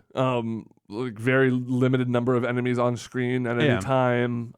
It looks Yeah, that's a good point. like it's going in not a huge vote of confidence that the company who's making it. Do you have the name of the developer? NetEase NetEase is making it. is kind of famous for creating a lot of games that kind of look like That was the other thing is like Diablo. now people are claiming that this is a reskin of a game that NetEase already put out in China. So and- Blizzard got out there and said, no, that's not the case. This Yeah. game's being made that from the seemed ground up. But but NetEase does have an engine. Oh, yeah, sure. The Messiah engine, and where a they- control scheme. Like they addressed that because Yeah. people were saying, look, their games in China all have this exact same touch interface. It's like, hey, guess what? Yeah, we've And- worked on these yeah, before. And Blizzard's Like, of response was like, yeah, they found a scheme that works. course, like So that's not a damning We're thing. gonna go I ahead and guess, use that but in this not game. saying that that's like gonna make it a great game or whatever, Yeah. but sure, why Al- not? They also had to come out and confirm, which I would have assumed this was common sense, but they came out and said, like, hey, this is a different team working on this game. Like, yeah. the fact that this is being made does not preclude the development of Diablo 4 at the same time. It really didn't help though that Blizzard tried to do damage control. It kind of failed on that front a little miserably by trying to re-upload the launch trailer for it. Did you see it? So No. it was like one of the most. It had 800,000 dislikes on Yeah. YouTube, and then they pulled it and re-uploaded it, trying to reset that counter. go. There you go. So that's always never- works. That that literally will never ever work. Yeah, they got him. They put one over on him. No one saw it coming. Yeah, look. But for sure that this got out of hand. I think the thing I came away from that presentation thinking that I then think even more strongly in the wake of this is like, maybe you don't need a keynote every year. If your Yeah. announcements are like kind of small stuff, like don't make such a big show of it. Like they put on this big multi-stage stage show with, visiting. Or I guess the other thing is like, that is a show meant for people that are deep into those IPs. Exactly. And like, I felt weird watching it because I'm just like, I don't give a shit. I mean, like, whatever, cool. They're making a new Overwatch character. I don't fucking care. Yeah. It was a cool looking little video. Whatever. Hearthstone. Do not give a shit. The World of Warcraft stuff, like academically, like I appreciate what Blizzard has done, but I'm not like a huge Blizzard fan. I would not consider myself someone who would attend a BlizzCon. But Blizzard created BlizzCon, a thing that is meant to be like, hey, fans of our thing, you like our brand. And then they You're got gonna out pay there. us a lot of you were money going for to pay tickets. to attend to this thing or to watch it online. You're going to get your best cosplay going. And then we're going to walk out and talk about, like, this is my family, guys. Yeah. And treat them like that and create, like, the reaction to the Diablo Immortal stuff, I think, is shit. yeah. Also, went way too far. Very over the But top. also, I feel like Blizzard has spent, and a lot of brands have done this. This has been how you run a community for years and years, and all this other stuff is kind of building that type of fan base. Blizzard has built it for years. And so they've created this relationship. It's that kind of whole parasocial thing in a weird way of just like, hey, Blizzard's, hey, man, it's family. And then you have the other half of that family going like, okay, well, the expectation from this side of the family is you cater to us and our specific needs with a proper follow-up to Diablo. And then they got in there and said, hey, family, here's a free-to-play Diablo game coming out of China. And then they hey, dropped the mic and walked yeah, away. and that was their last thing. Their one more thing, cadences for press releases, for press conferences have, that's pretty well standardized stuff and how you signal and do, like, I think they just blew it's like it. any sort of presentation. You want to start with your best thing and end with your second best thing. Sure. It's like kind of like the Or I mean, there's I'd go the other way. There's variations of it, but like yeah, a lot of start with a big thing Yeah. and Yeah. close positive. I've seen a lot of people comparing this directly to the Bethesda press conference at E3, where if they had not ginned up games that literally don't exist yet and just put Yes, logos on a screen, exactly. they too would have ended with a mobile version of their biggest franchise. Right. well, But, and they were savvy enough to go like, let's just say we're making the thing everybody really wants after this mobile I guess, game. yeah, like that's I feel like it's a miscalculation on the part of Blizzard to not kind of see that potential outcome because it's not hard to see no. that would, especially again. I They mean, have you charge guys people seen- admission to this thing. They've gone out of the way to build this fan base this specific way. It's not like they don't know that this fan base feels a certain way about like this sort of stuff. Have you guys seen the news that certain organizations are reporting, like a Kotaku reported on this, that people from inside Blizzard have reached out and say that there was so originally. that's the coda that I wanted Yeah. to get to on this whole So story. that is kind of shapes this whole discussion of do we need a press conference differently? Schreier at Kotaku yesterday ran a story saying, sources, Blizzard pulled Diablo 4 announcement from BlizzCon. And the gist of the story is that up until sometime in the last 2 weeks, they had fully planned to announce Diablo 4 as the last thing at this thing. Yeah. And it sounds like, in essence, the team was not really comfortable going public with the name yet, even though, come on. But I mean, maybe they've got a subtitle that they haven't maybe. vetted yet or something. Maybe they don't want to just call it Diablo 4. Yeah. Here's the thing: they can just say Diablo could- 4 they could- because they just yeah. said Elder Scrolls. Right. They could say 7, the next whatever. Diablo is coming. Yes. Yeah, like and the next great game Just in the a Diablo big franchise. hellish, a 4 made out of fire, or like a 4 where the 2 pokey things up are devil horns. See, the That's thing is all that, you like, need. you're right. That's all you need. But if I was on the team making that game, I would go like, no, man, I want my game to be announced and confirmed in like a big grand way when the time is right. Yeah. Like, I don't want it to I be can some see that for afterthought, sure. and I don't want it to be used as damage control for the fucking free to play thing that you're doing. It's sounds like, like- I'm working hard on this game over here. The original plan was to have Alan Adam on video, basically confirming the development of the game. He's actually one of the co-founders of Blizzard from way back when. But what Schreier says about the announcement being pulled is the Diablo team wasn't yet ready to commit to an announcement, as Diablo 4 has changed drastically over the past 4 years and may continue to change further. We've heard it's gone through at least 2 different iterations under different directors. So maybe it was a case of just like, hey, the stuff we would show is not stuff we're sold on. So Right. really, the Yeah. only thing we would be comfortable with you showing is a logo. So they got. I mean, And I guess like then that got refuted. Like Blizzard came out and said, hey, this video exists, but it was never planned for BlizzCon. Huh. I think was the thing that they kind of pushed back on. Okay. A little bit there, but so believe what you want, I guess, at that point. I really thought we were going to see a Diablo 1 and or 2 Right. remake Yeah. slash remaster. I would have expected Diablo 2 on Switch would be just like, oh god. Not even Switch, just on PC. If they just followed Diablo 1 came out on the original PlayStation. Those console controls are already done. port that It thing. was pretty good. Like I think if they had followed the mobile game with the announcement of one or both of those things, like that, it probably would have been enough. Yeah, it's like, hey, we're that would have been enough. Some people would have been underwhelmed for sure that there was no Diablo 4, but those people are never going to be satisfied. It's just about it's not about appeasing everyone, but it's about making the fewest number of people mad. I hate that this phrase comes immediately to mind, but it would have been some good red meat for the base to say, here is Diablo 2, like that game you love from 20 years ago. Right.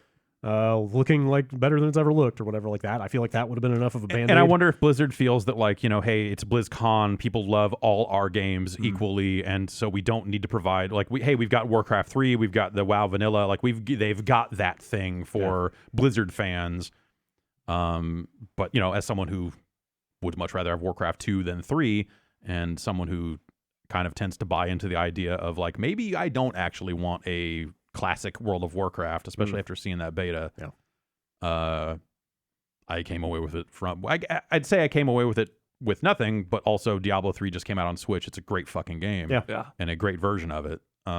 So yeah, I don't know. I think whatever. The reaction to it has been super shitty, but also I'm kind of surprised that Blizzard was kind of caught slipping on this. It seems like something that would have been pretty easy. It seems like this would have been easy to predict looking at that press conference and go either put Diablo in the middle and put War 3 at the end, or have the Diablo 4 thing have some little bit here. It's a structural thing. I don't have a problem with them making a free-to-play mobile Diablo game. Maybe it'll be fucking awesome. Who the fuck knows? And if it's not, again, it's not like it's not stopping I'm gonna the not big fucking game play it. Whatever from being made.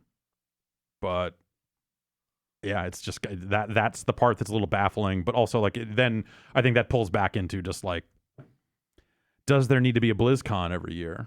Yeah, they have. I looked at the list. They have skipped years before. Right. And I wonder why. I wonder what led to them skipping those years, if it was a case of just we have zero things to announce. I've been to a couple BlizzCons and they're fun, but I went because those years it was this is the first time I'm going to get to play StarCraft 2. Right. A big new product is debuting here, and I really want to see it. Also, you can have the con without the keynote. I know that's a big part of it. Sure, you're right. You can just have something for the fans to go. And hey, we've got meet up with their friends. We've got our announcements. We didn't need to get you all on a stage, but then also that thing was broadcast free, and then with the idea of hey, buy the virtual ticket so you can watch the rest of these panels and get all this other stuff. So it's the keynote has become part of the ad campaign to sell stream passes for this other thing. They probably just need to take a step back and go what are we really trying to accomplish with all this stuff, and are we doing it the right way? Because this, even before the backlash and stuff, I came out of that thing going this didn't need a keynote. Yeah. You could have put out some trailers. Yeah, there was not a lot in between some of the panels, or streamed them at the panels or whatever, and the keynote could have just been people getting out there and going, "Yeah, family, what up, fam? Yeah, it's I think Hearthstone microphone's busted, fam." But also that tone, I think is. I think the lack of big dangerous. announcements is extra pointed in light of PSX being canceled, or not canceled, but I guess it's not like they ever announced it and canceled it. But them skipping a year on PSX and pretty much flat out saying publicly, we didn't have the lineup to support it this year. Right. Yeah, you're right though. But they still have tournaments, and there are probably plenty of other reasons to go to BlizzCon. I had a friend who would go with his whole WoW group would go meet up at BlizzCon every year. Yes. I know people who drinking with their guild is the real reason to go to stuff like that. I mean, that's kind of the real reason to go to PAX these days now. Is hey, we got a crew of people that go, and I feel like the one thing that's kind of getting short shrift in this whole mess is the Warcraft 3 Reforged. That's the biggest new product announcement to me from this thing. Yeah. That's maybe not the most surprising thing, considering that they did this for StarCraft already. They just added that monitor support though, or didn't they add 21 by? Yeah. Didn't they update Warcraft 3 original to allow that a couple months ago? Have fun, Matt Rory. Yeah, I guess Blizzard. What is it called? Is it Blizzard Classic Games? Is that the name of the division? It sounds like they have a separate division. Like there is a full-on division for classic games now. Ooh, Justice League coming back. Yep, there it Hell is. yeah. But that thing sounds cool.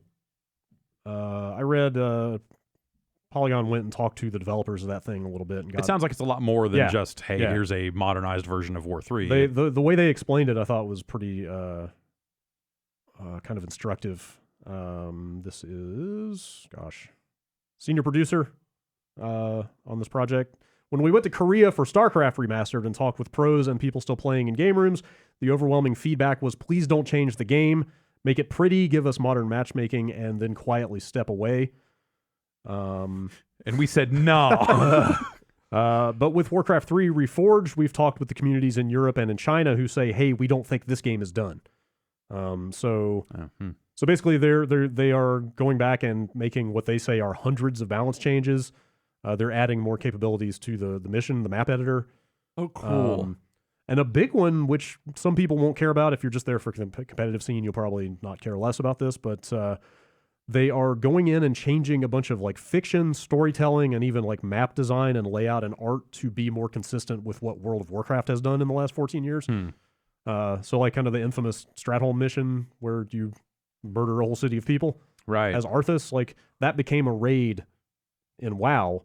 And they did like a totally different art treatment for it in WoW than they did in the original game. Okay. So they're going back and they're going back and changing the layout and the art of the city to look more like what it looked like in WoW. So they're doing a bunch of stuff like that, which is interesting. Kind of neat. That's neat. But if you were a huge fan of Warcraft 3, Yeah. I wonder if they will say like, hey, here's a modernized but true to the original version of this mission. Yeah, I don't know if they need that because that client is still new enough. I think it runs on anything. They don't need any of that. You know why? Because we're going to be able to play Dota. Yeah, like any. That's actually the thing is like, will this run the original Dota? They say all mod content made for the original game will work in this thing, which I can't wait to see. And Dota. if they're making map tools better, then who knows? Who knows? You what could do like a sequel to Dota. How fucking crazy would that be? Wow! Like I mean, they Dota still have 2? the Dota rights, Defense right? of the Ancients 2. Think Man. about it. What could that even be? Does Valve own the name Defense of the No, Ancients? I think Or they just the own name Dota. Dota. That's why it's lowercase OTA and not Wow. all caps. Is That's because they Wow. Also, got it from Base Hunter. Sure, of course. The multiplayer will even be compatible with the old client. Like they'll both be able to play together. It's come with a download event. So, like all those balance changes will be going back into the original game. Like that client works. I've used it in the last year. So that means Like, they're going to push balance changes to old Warcraft 3 yes. then, right? They have been updating it for a while. Actually, Okay. in fact, I remember that I played it on UPF a few months ago because they had put out a balance patch. Yeah. So they've obviously been thinking about this for a while. But, Right. it looks nice. Like the art that they showed in the keynote looks pretty modern. I like the story mode in that game. Quite a bit. I couldn't get liked it into the hero unit stuff. It was just Yeah, it yes, was it was very- just a little too fiddly very polarizing.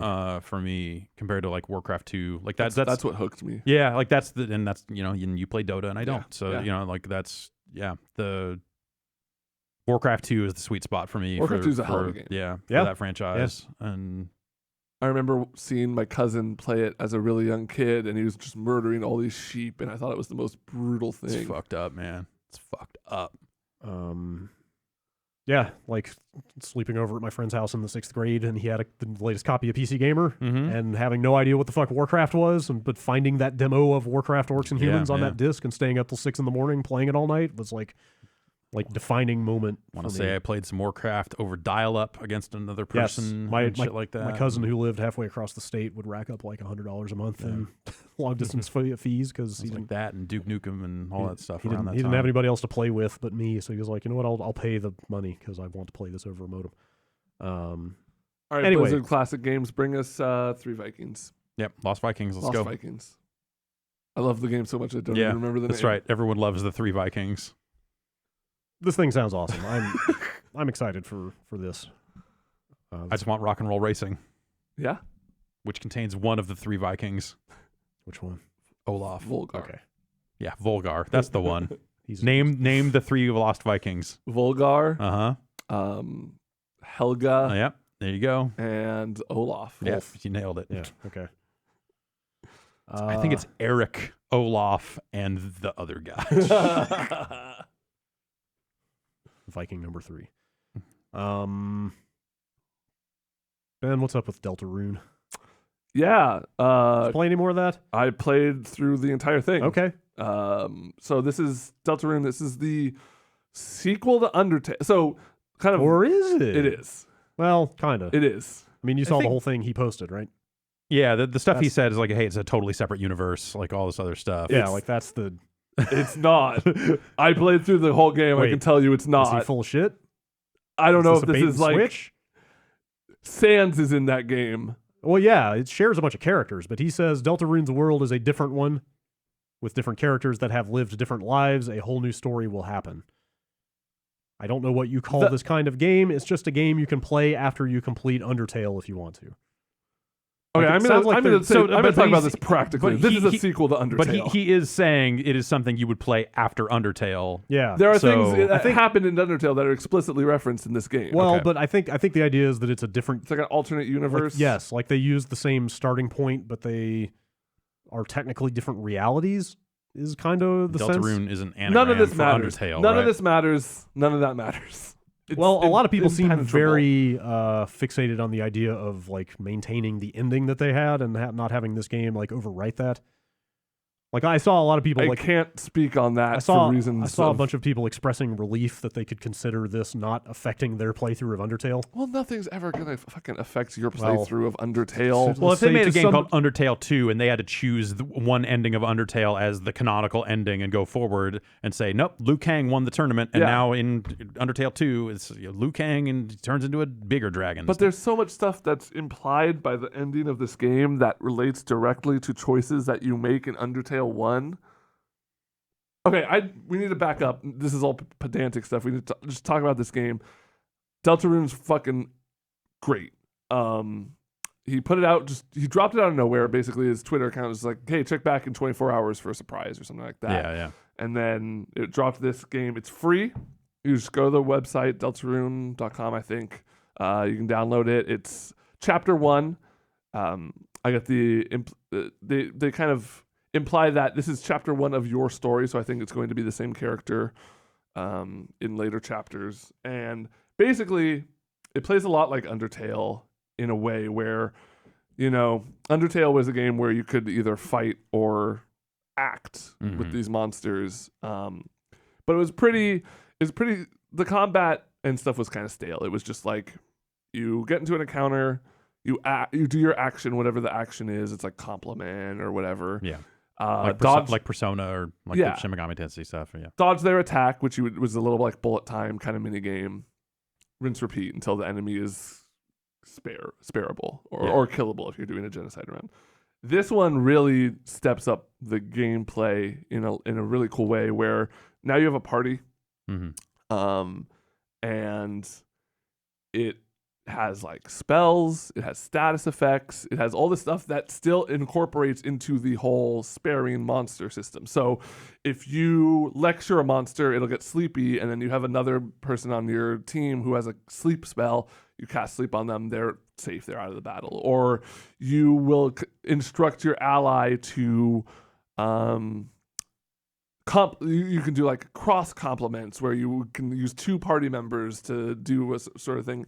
And I feel like it really adds a depth to it where it's more like I like RPGs that are kind of like puzzles. Persona does it well. Ni no Kuni did it well, where it's like you're figuring out weaknesses and you're trying to maximize your turn, right? Where it's like, okay, I know this sort of thing here. It's more of a puzzle thing than it is just like if you figure this out the right mashing way, fire they attack. almost won't even get a chance to attack you at all. Yeah, versus like a Final Fantasy where Right. it's like I'm just kind of doing Yeah, my most numbers, powerful numbers, spell and numbers. numbers. So it's got that going for it. I really Same like visual style. similar visual style. There's a little more like depth to it. I don't know how to quite describe it. It looks better. I'd have to look at the 2 side by side to be able to point out exactly what looks different. Yeah. It looks more like Earthbound, which makes sense because the creator Toby Fox got to start at doing like Earthbound mods. Right. The playing field kind of feels like it has more depth to it.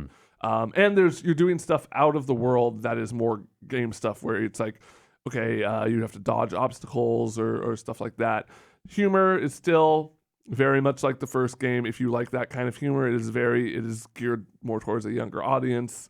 At one point, I was instructed. Wait, sorry, you're saying Deltarune is geared to a younger audience than Undertale was? No, Okay. sorry. These games in Got it. general Okay, yes. are going to hit more with like the extremely online youths out there. Right. At one point, I was tasked with creating a machine to thrash my own ass. Awesome. Which was great. It was a big duck. And Gotta do it.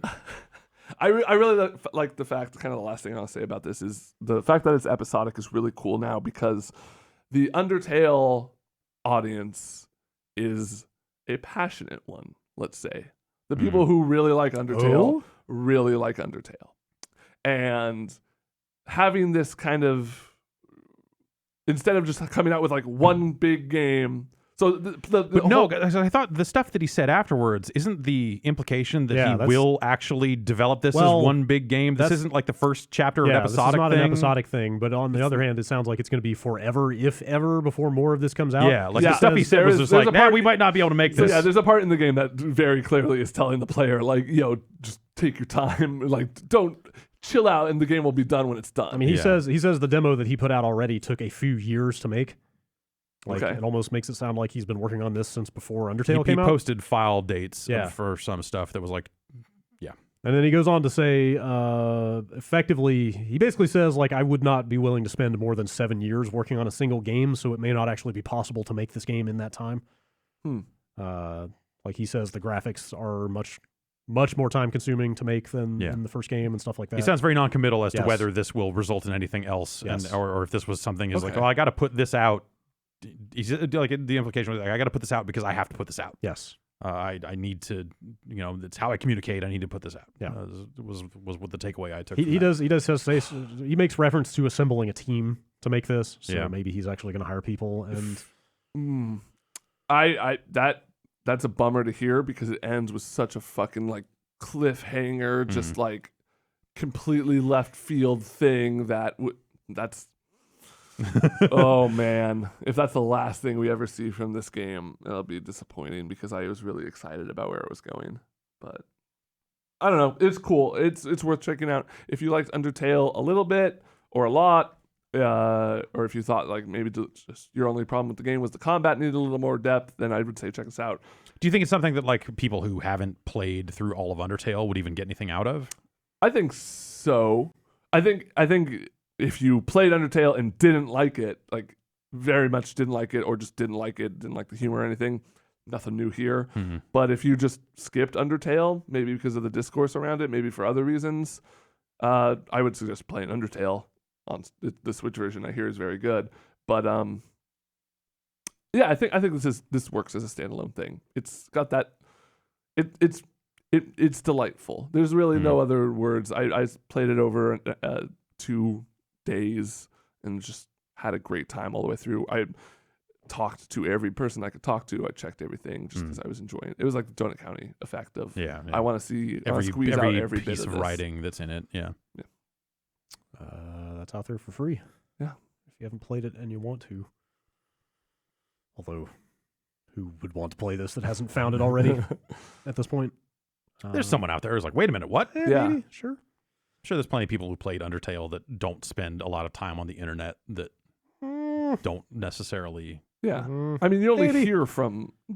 It's not a lot of people play video games. There's a lot of people who played Undertale who aren't very loud on Twitter about Undertale. Sure. It's just that the people who are very loud are very loud. It's like Rick and Morty. Millions of people watch that show, but it only takes a handful of assholes to. Fair. That's fair. I'm going to say, actually, that 100% of the Rick and Morty audience is, even if they aren't like vocal public assholes, you know. Yeah. I mean, hey. I got like the fucking, it was the I should dig up the email. Like this subject line was just like the most fucking like gosh, this is the least appealing thing. Was it the thing of Fallout 76 teaming up with them and Ninja? Yes. Here's the subject line. Like I'm just like, this is the least appealing thing. And I like one thing in this quite a bit. Fallout 76 presents a night with Rick and Morty featuring Ninja and Logic. What's the one thing? Logic. Okay. the concept as well as the rapper. Okay. Yeah. I was just like, God, what? Fuck this. Yeah. Welcome to video games. And then like 2 days later, they said Fallout 76 teams up with the Philadelphia the 76ers. I was like, okay, that makes a lot more. Okay, yeah, you got a 76 right there in the name. Cool, Man. If you want to talk about sports tie-ins, if I got a story for you, but first we need to take another quick break, and then we'll come back and It's wrap a up. cliffhanger. Holy shit! rest Come of back the for this news. sports thing. If we even finish it. Oh my God! All right, we'll be right back.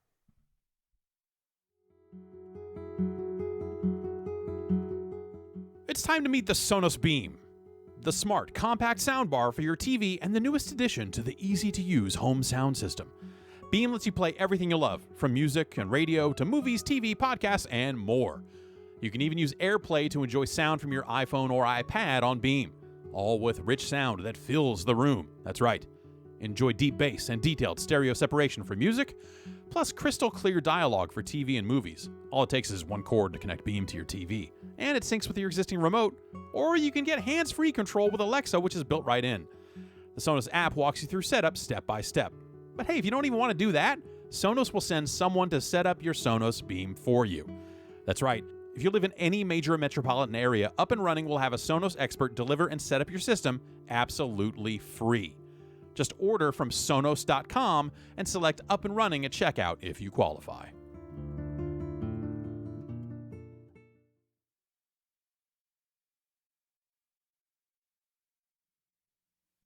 Okay, it's time to correct the record because last week we talked about a certain leak.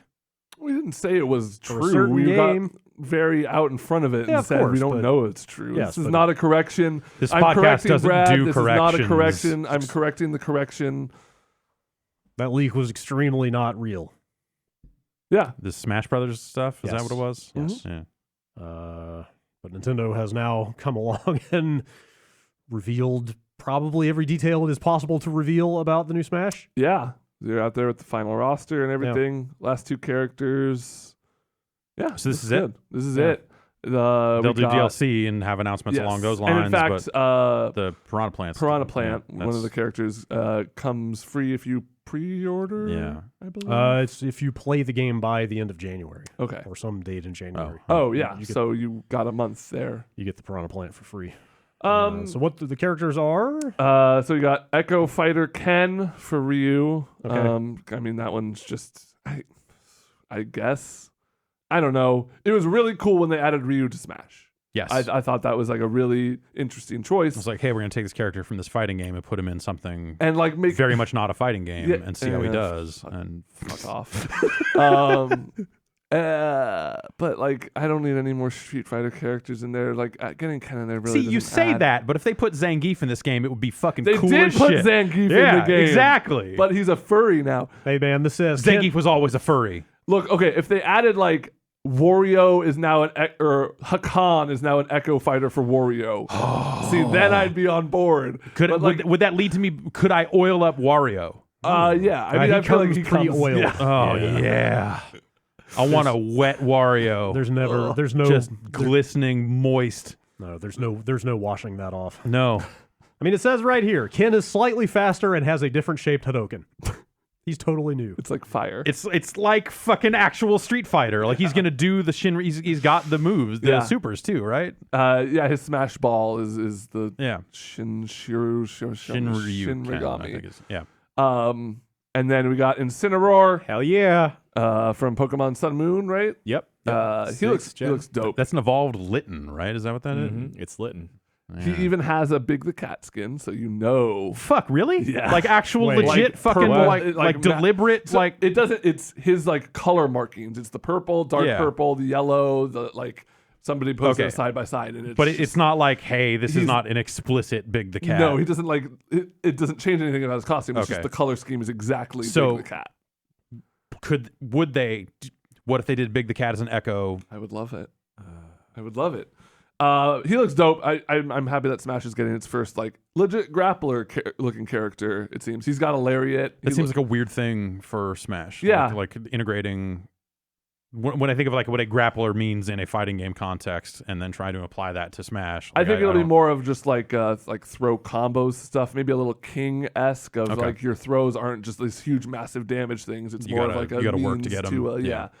And then Piranha Plant. The Yeah. last, really, I would say most left field one for me. Big week for internet outrage. It seemed like there were a fair number of people not happy I about saw this people character. all over the place on Which, it. like, what? Do you just not like things that are fun? I mean, so It's how- people are it's- all worked up about certain characters. Gino, fucking, I don't remember. Isaac from Golden Isaac from Sun. Golden Sun, and who knows? Those characters might come or go, but you guys were just. Everyone's gonna have the characters they want. In Oh, is that what it is? They're just upset they didn't get the character they want.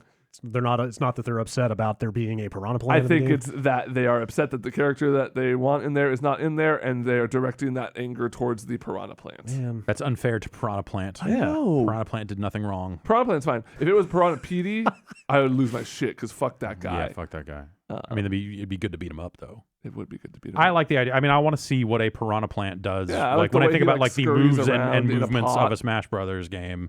Like, how does Piranha Plant navigate that environment? Yeah. Like, that sounds fun. Yeah, and then they gave some more details about the new mode, the kind of adventure mode. I forget what it's called. Something World of Light? World of World Light. of Light. It's called yeah. Everyone is Here and Everyone is Dead. Everyone is dead except Kirby. Except Kirby.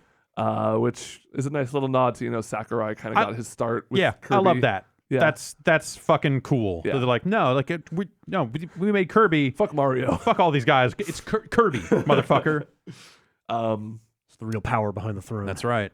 So that seems cool. Like as Kirby far as ate the throne. single- Kirby is the throne. Kirby is the throne.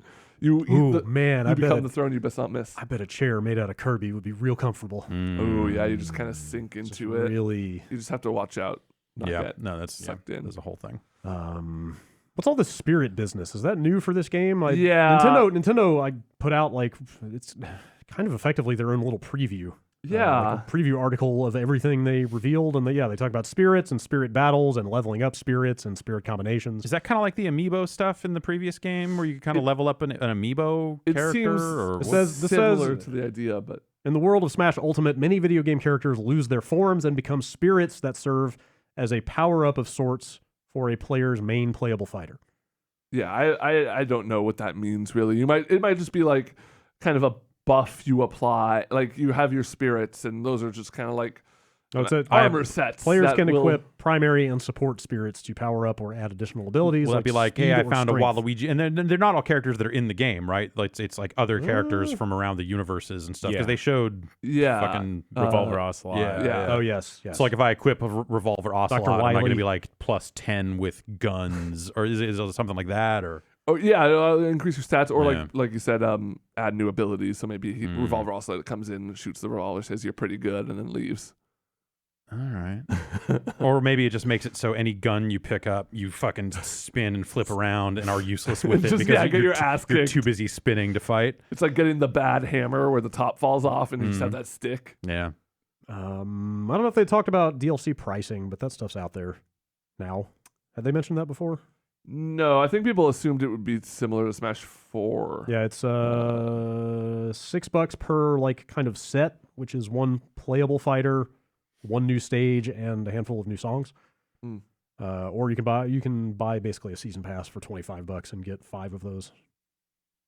Yeah, Save, so save that $1 per. that number of just like 5 characters out the gate is new too. And I don't think that counts Piranha Plant. Yeah, because that one's free. So But they will sell Piranha Plant separately afterwards. So it might be a case of like Yes. you get one character from the season pass early. And I don't know. I wonder. Yeah, Yeah.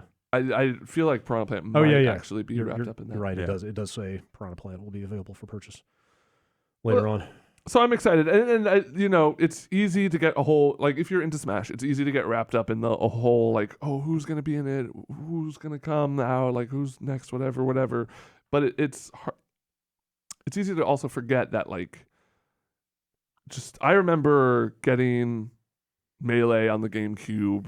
I wasn't tuned in to Smash and everything. It was just I liked the N64 one, so I bought the GameCube one and being just like, holy shit. Who's this fucking blued hair sword guy? And Right. then like, oh fuck, Ganondorf, I can play as him, and just the kind of wonder and excitement of having all these different characters. I was happy with the roster when they said it's going to be all 64 or all whatever number of characters from the first 4 games are going to be playable in this, and then we're going to have a couple more. I was happy at that point, and I was like, the few that they're going to add are probably going to be cool. Simon Belmont, really good choice. Mhm. Like, I feel like people get too wrapped up in it, and it's just you got to take a step back and really appreciate how fucking huge this roster is, how they're going to have to do a lot of work to get all those characters from all those different games working how you want them to in the new engine. I think that, like, overall this is a really cool roster. I think this is going to be a really good game. I think I would rather, the more I think about it, Yeah. I think I would rather have them dig up some weird character that no one was asking for and make that character relevant and rad than just play like fan favorite, like, hey, this Yeah. is the thing people want, so we put it in. I guess the last time they did that was like Marth. Well, Yeah, I guess Ridley, so. right? I mean, Well, no, Ridley's the example of Yeah. like people Ridley's like wanted it. the- oh, well, you're number talking one. about the opposite, the Yeah. out of nowhere, out of left field. Yeah, Well, like, I mean, yeah, but like, like you know, like Bayonetta ice was out of left climbers, field, but you know, yeah. duck hunt, like, you know, there's stuff like that's like kind of deep pulls that you don't think of as like, here's a person I can fight with. yeah. The gangster from Hogan's Alley. There you go. Like, We Fit Trainer is a good Yes, fucking Yeah. yes, that crazy one. That one one of is just probably like, the wow. best Smash character reveal. I think Piranha Plant's the closest. Yeah, they've that's gotten. good. Yeah, that's Yeah. I mean, assuming the character is good, like Yeah. it all hinges on that. If they do a weird pull and then the character is shit, then you're like, well, it's a plant that comes out of a pot and breathes fire. Like, I guess that's pretty limiting, and If that's it- not fun. Or If they whatever, had been but- mining the entire like Mario roster of enemies for characters already, this wouldn't be great. But as a total surprise, Yeah. especially in a game this mobile, to have a stationary plant with no legs. Oh, he can move around. He wiggles No, around. I know. I mean, Right, that's what I like about the character Yes. is that this is not something that yeah, should be it's in not a game like this. it's not an obvious Yeah. humanoid Yes. choice. Yeah. It's out in a month. Yeah, games. We're kind of through most of them. We're getting there. Getting there. I can think of like 4 big games left this year, 5 maybe. I feel like I'm playing like I think we were saying a couple weeks ago, like, oh, I guess maybe that's it for games. And then like over the course of us streaming on Friday, a bunch of emails came in and I was like, oh shit, awesome, fucking video games. Yeah. Yeah. And I got very excited about some of that stuff that we'll talk about in the weeks to come. There's not a ton after that, just a handful of big releases. All right, last story, some sad news this week, or last week. The namesake of Mario Segale, Mm-hmm. has passed away. Yeah. The landlord. Yes, the legendary landlord of Nintendo of America from the 80s, after whom Mario was named. I didn't realize reading the story. I guess most everybody knows that Mario was originally called Jumpman. Yeah. But Pauline's original name was Lady. That's what Miyamoto was calling those characters. Jumpman and Lady. Yeah. And Donkey Kong. Yes. The one character that needed the name Mhm. the least got the name. But yeah, as the story goes, they needed a real name for Mario and looked to their landlord. Apparently, he was not thrilled about the association. I pulled this story off of Kotaku. Yeah, well, I think They- it was like They talked to gaming historian Benj Edwards about this stuff a little bit, but Mhm. yeah, he was not like he kind of ducked the publicity. Well, I think it was like not a lot came with it. It wasn't like, hey, we're naming our character after you, and then we made billions of dollars. Yeah. It's not like they said like, hey, here's a cut. Yes, Uh, they quoted this Seattle Times interview from 1993 where he says you might say I'm still waiting for my royalty checks. Right. Yeah. On one hand, I get it. On the other hand, come on, dude. They used your first name. No, that's Yeah. Yeah. Also, he was an extremely successful real estate developer. well, good on him. Yeah. So he was fine. Yeah, if kinda things it. had gone differently, maybe that could have been a case of like, you know, hey, he like tours a little bit, or you know, gives. But you know, like honestly, What does he do? Come yeah, out it's and say, like, yeah, they rented. swing your arms from side Yeah, to side. exactly. Yeah, he comes out. He could have been like, he could have played maybe like Luigi in the show. You know, Yeah. Captain Lou is the perfect Mario for that show. But you know, you could have got him in there. Yeah. But yeah, I don't know. Like maybe he, does he do a speaking engagement where he's like, yeah, I rented my building to them. They paid on time. It was great. I met Reggie. He probably didn't. Reggie would have. You don't think he's ever seen Reggie in Yeah, person? probably not. Maybe, maybe not. Like if he was not like super in with them in the Reggie's still a relatively recent addition to that company. This says that he sold his construction company in 1998 for $60 million, which was way before Reggie came on the scene. Yeah. So I'm going to say he was way out of the game. Like maybe there was some, who knows, maybe they By met, then. but In my heart, he met Reggie. in my heart, Charles Martinet was the landlord also. In my heart, I have a stack of emails. Oh, I'm going to reach in there right now. email Brad's heart. Yes. News. I keep the emails close to the vest. Bombcast at giantbomb.com. It's an email address. For Brad's heart. In my chest. Christopher writes in with an email entitled Corfy Flakes. Oh no. No. My Italian great-grandfather Oh, that was ate his interesting. cornflakes with coffee every morning, and Yeah. he lived to be 98. Science. So just cold Is coffee that it? or hot coffee? He doesn't really spell out. I mean, it's a little vague. Are we meant to think that he put the coffee in the cornflakes? Yes. Okay. I'm gonna live I mean- forever then. My great grandpa drank his breakfast every morning was coffee and yesterday's bread. Yesterday's like French bread Yeah, loaf just okay, like ripped sure. up in the coffee. Yeah, I mean, day It's a little old soggier. in the coffee. Yeah, it like gets it not so day old hard and bagels are a crusty. thing. Yeah, no, I'd say I'm not opposed to the day old bread of just like dipping bread into coffee. But yeah, I guess biscotti exists. if It's you- not that different. if you missed it last week, somebody wrote in about the idea of I did putting- miss it last week. pouring coffee into cornflakes. I think that's I heard that. I And think that's eating them that I think way. that's a bad idea. I think it's okay. I think do what you want to do. Who the fuck am I to judge? It's better Like I'm than not say- some fucking coffee cornflake gatekeeper. People need to shut the fuck up about pineapple on pizza. Just get over it. We're trying to live our lives over here. We got bigger fish to fucking fry. So if you want to put coffee in cornflakes, You shouldn't fry fish. What the fuck are you talking about? fried fish is the only fish, motherfucker. I don't know. That sounds gross. All seafood was fried where I come from, so Mm-hmm. I'm with you. I'd rather eat that than savory oatmeal. Let's try it out. Let's go get some savory oatmeal after this. Going out for fish when I growing up was fried fish, hush puppies, and French fries. So Long John Silver's then. Nothing. Not well as a local place. Okay, all right. But sure, nothing not fried on that plate. Yeah. Email from Corey.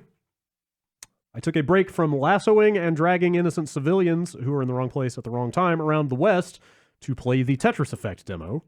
What are your favorite Tetraminos? Personally, I like the I and T polyominoes. That's what he wrote here. What is that? I don't know. I've never heard that term before. I thought they were all just Tetraminos. What is it? Oh, are those like the 5-block ones? I don't know what he's getting at. Also, is it I or is that, or we call that thing the I? Straight Those are piece? the Or lines. the long? I It's always called not. it, That's I always- not those. Though. I always called it the long piece. You could refer to them as like S, Z, T, and I. What's T? T? T, I get. It's the The 3 across, 1 down. Looks like a T. it looks like a T that got chopped in half. I mean, I'm saying like if you had to assign letters to them, you could. And I've like Tetris notation. I have seen people use Yeah, I, T, L R S, S Z. Z. I've always thought of that L, thing as the T piece. or L and yeah, But the long piece and is the, O. is I the think long for piece the to me. square. line block. Oh, that's such an easy answer. I like the T. It's very versatile. But it's the truth. the T. You can T spin. What exactly is a T spin? That's like when you are kind of flipping a piece using the weird rotation rules they have in Tetris nowadays. I think you're using it to kind of flip a piece in that Yeah. way, in a Okay. way that it wouldn't Like normally through a fit. gap. Underneath Yeah. something? Yeah. Yeah. Okay. I don't understand how it works. Yeah. I will never understand how it works. Yes. Tetris has gotten weird. Tetris has gotten weird, and now it's virtual, Tetris has changed. but also it's still Tetris. Yeah, indeed. People seem to like that demo. Yes. I saw a lot of people playing it. Yeah. There's an event in there. Right. The final game is going to have weekend events, and this demo that is the demo still up, or did they take No. it I think it's down? down. Is it down as of today? Yeah. Or yesterday, I think. But they were running an event over the weekend, and that was cool. Yeah. I played some of that effect mode and contributed to the community score. It was a good time. Yeah, that's that Luminesce for Vita had a similar like community contribution thing in it. That's cool. I don't know if you noticed that Tetris effect. It's pretty much Luminesce with Tetris rules Yeah. and Yeah. VR. Uh-huh. It's a pretty okay thing to be. Some might say it's an idea whose time has come. Sure. Jerry from Wisconsin. This question has been bothering me for literal decades now. What is the juice that Snoop Dogg mixes with his gin? Orange juice. Orange juice. Okay. Every time Some people like to get fancy with the gin and juice and do like a orange grapefruit mix and stuff like that. Like there's certainly people that do change it up, but the traditional. I had like a guava. that doesn't sound good, right? I think gin is disgusting. So Well, I'm not a huge fan, but there are certainly some things I feel like would go better with it than orange juice. I don't know. like what, tonic? No, I mean other juices. Okay. Like, A mango. Like an apple juice? I don't know. I'm not sure. It's just orange juice is very sour. Gin and apple juice. Gin is very Christmas tree. Yeah. Those two things don't feel like they go together very well. But Fuck gin. It's so gross. It is. It's so gross. Where were you last I don't- week? It's so disgusting. I don't love it, but it has its place. In the fucking garbage. pour it directly in the toilet. I'll take a gin and tonic. I'm not going to turn it down. Tonic, also disgusting. Yeah. It's like here's two parts of a thing that suck mixed together to Hell fucking yeah. double suck. Sweet water, man. Ah, God damn you know it, what's man. good? I will gatekeep on it. Fuck this tonic. Ice cold plain water. Hey, man, Ever hear of it? It's good. I drink a lot of plain water. It's good too. Why would you? It's water for assholes. Tonic is asshole water. It's like a bidet thing or what? Might as well be. Sure. I'd rather squirt a bidet in my mouth than a tonic water. That's a water fountain. That can be Yeah, arranged. that's just a, Uh, Look, they put a fancy water fountain in our bathroom. How many movies have that scene in it? Thousands. There has to Yeah. be a bunch. Like some kind of like, well, shit, like Beverly Hillbillies the movie, right? There's some kind of I'm sure. Oh there's yeah, a- when they went Jeff to Japan. Foxworthy, yeah, when the yeah. Beverly Hillbillies Right, went to yeah, yeah. Japan. Larry the Cable Guy probably drank water out of a bidet in some movie or some film, right? It's- Ernest Goes to Japan. Yeah. Probably. man. He filmed all those. That King of the Hill episode where they go to Japan and Polly plays DDR. Probably a bidet joke in there. That seems like a safe bet. There's some kind of like Hank Hill bidet. Yeah. That means the Simpsons have probably done it then. Right? Yeah. That episode where Homer goes to Japan. That's like that's like would TV tropes have that? Like where's the like bidet as drinking fountain joke trope page? I want a list. Mama's Family. They ever go over? I'm sure someone could produce that. Ozzy from Atlanta. We all know that some franchises like Mario and Zelda made the transition from 2D to 3D really well, but which historically 2D franchise made the worst attempt at a 3D game? And by 3D, I mean 3D gameplay, not 2D gameplay with polygonal graphics. Pac-Man 3D, Bionic Commando's PS3 and 360 release, any of the 3D Castlevania games. Ooh, that's a good one. Those 3D Castlevania games are pretty bad. I was gonna say my first reaction was Bomberman. Act Zero is a real. Act Zero rules. Act Zero. Is that a full 3D? Act Zero does not fucking. Is it rule. like Act behind the Zero back? rules. All right, man. Look, Look, those boss design is inspired. The levels are fun. Fuck, dude. Are we gonna have to fucking find a copy of fucking Bomberman? Act Jan's fucking gonna Zero? play the bouncer. I'm We're gonna gonna play be- yeah. Bomberman Zero, and we're both gonna walk away from him extremely satisfied with how Exactly. well they've aged. Some people Holds actually. I was gonna say some people actually really liked the N64 Bomberman games that took it off of the grid and gave that it more what I'm analog thinking movement. of? That might be. Act Zero is the 360 game that is like super gritty and Yes, fucking sorry, underground. rolling it back. I like those. Okay. I only played those N64 ones. Yeah. There were two of them. Okay. That. Okay. Okay. All right. Glad we clarified Yes. that. I don't want to get 100,000 tweets from sane people. Fuck, dude. Really? Yeah, I don't know. Some people liked those Bomberman N64 games. They are wrong as well, but that's fine. I understand how that could happen. How someone could make that mistake. Sonic. Yep. Yeah. As a Sonic fan, Sonic. as a Sonic fan, I agree. Yeah. Sonic Adventure is a terrible. Adventure game. was no, really, dude. Sonic It's- Adventure to me is just that 15 to 20 seconds of running on that boardwalk until the whale. That's shows the up. that's the thing. That's though. the whole game There's to a me. whole game after that Yeah. that is way worse than Yeah. that, Okay. and that part's not especially great. Yeah, You just in remember in it, my mind, it was pretty cool. but Mega Man X, is it 6 or 7 where you go 3D? Oh yeah, with Axel. 6 or 7. Yeah, Yeah, that was wasn't that. really bad. I thought you were about to say Mega Man Legends. I'd No, come over that's- there and That was fine.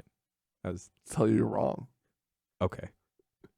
Thank you for politely Get very telling me. closely and say, you're very wrong on That's this one. incorrect, sir. I disagree with you. Yeah, and Rockman Battle and Chase is a great game. That's polygonal. Yeah. Yeah. Yeah, I can't really think of. Was there a 3D Contra game that sucked ass? Yeah, definitely. Yeah. There have been a lot of It was Contra like, games. Like there's like PS 3D PS1. ones? There's like One. Contra Legacy of War. There's like 2 Contra games on PS1. I want to say that one is maybe more traditional and one is not. I forget. Like that would be an interesting look back because there's a dark middle chapter for Contra. everything after 4. Yeah, like everything after that SNES game is a pretty Contra Hardcore or somewhere around there. yeah. But like that's everything past that got really fucking rotten for a while, I want to say. And then they started releasing games that you could at least recognize as like, hey, this isn't for me, but it is a Contra game. You just made it really fucking hard. I've been meaning But yeah, to- I want to say there's a couple of games in the middle there that are really fucking rotten. Yeah, I would believe that. Email from Brandon.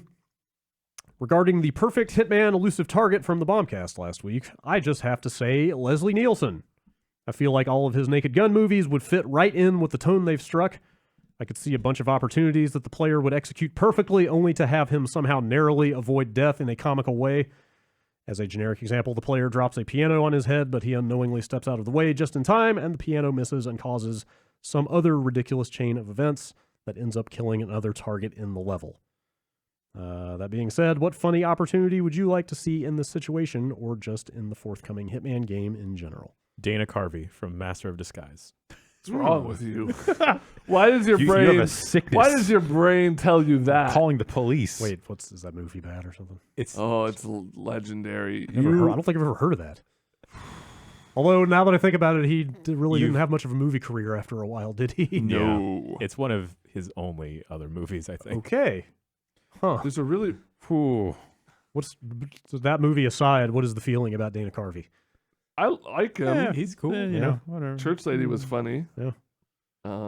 Wayne's World 2 is all right. Wayne's Chopping World 1 broccoli. better. Yeah, that chopping broccoli bit's good. Yeah. He had that talk show Okay, then.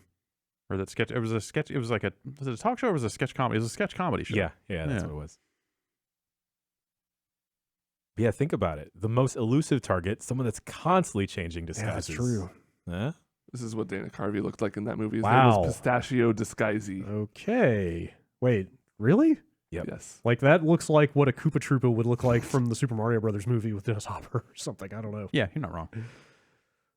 That scans.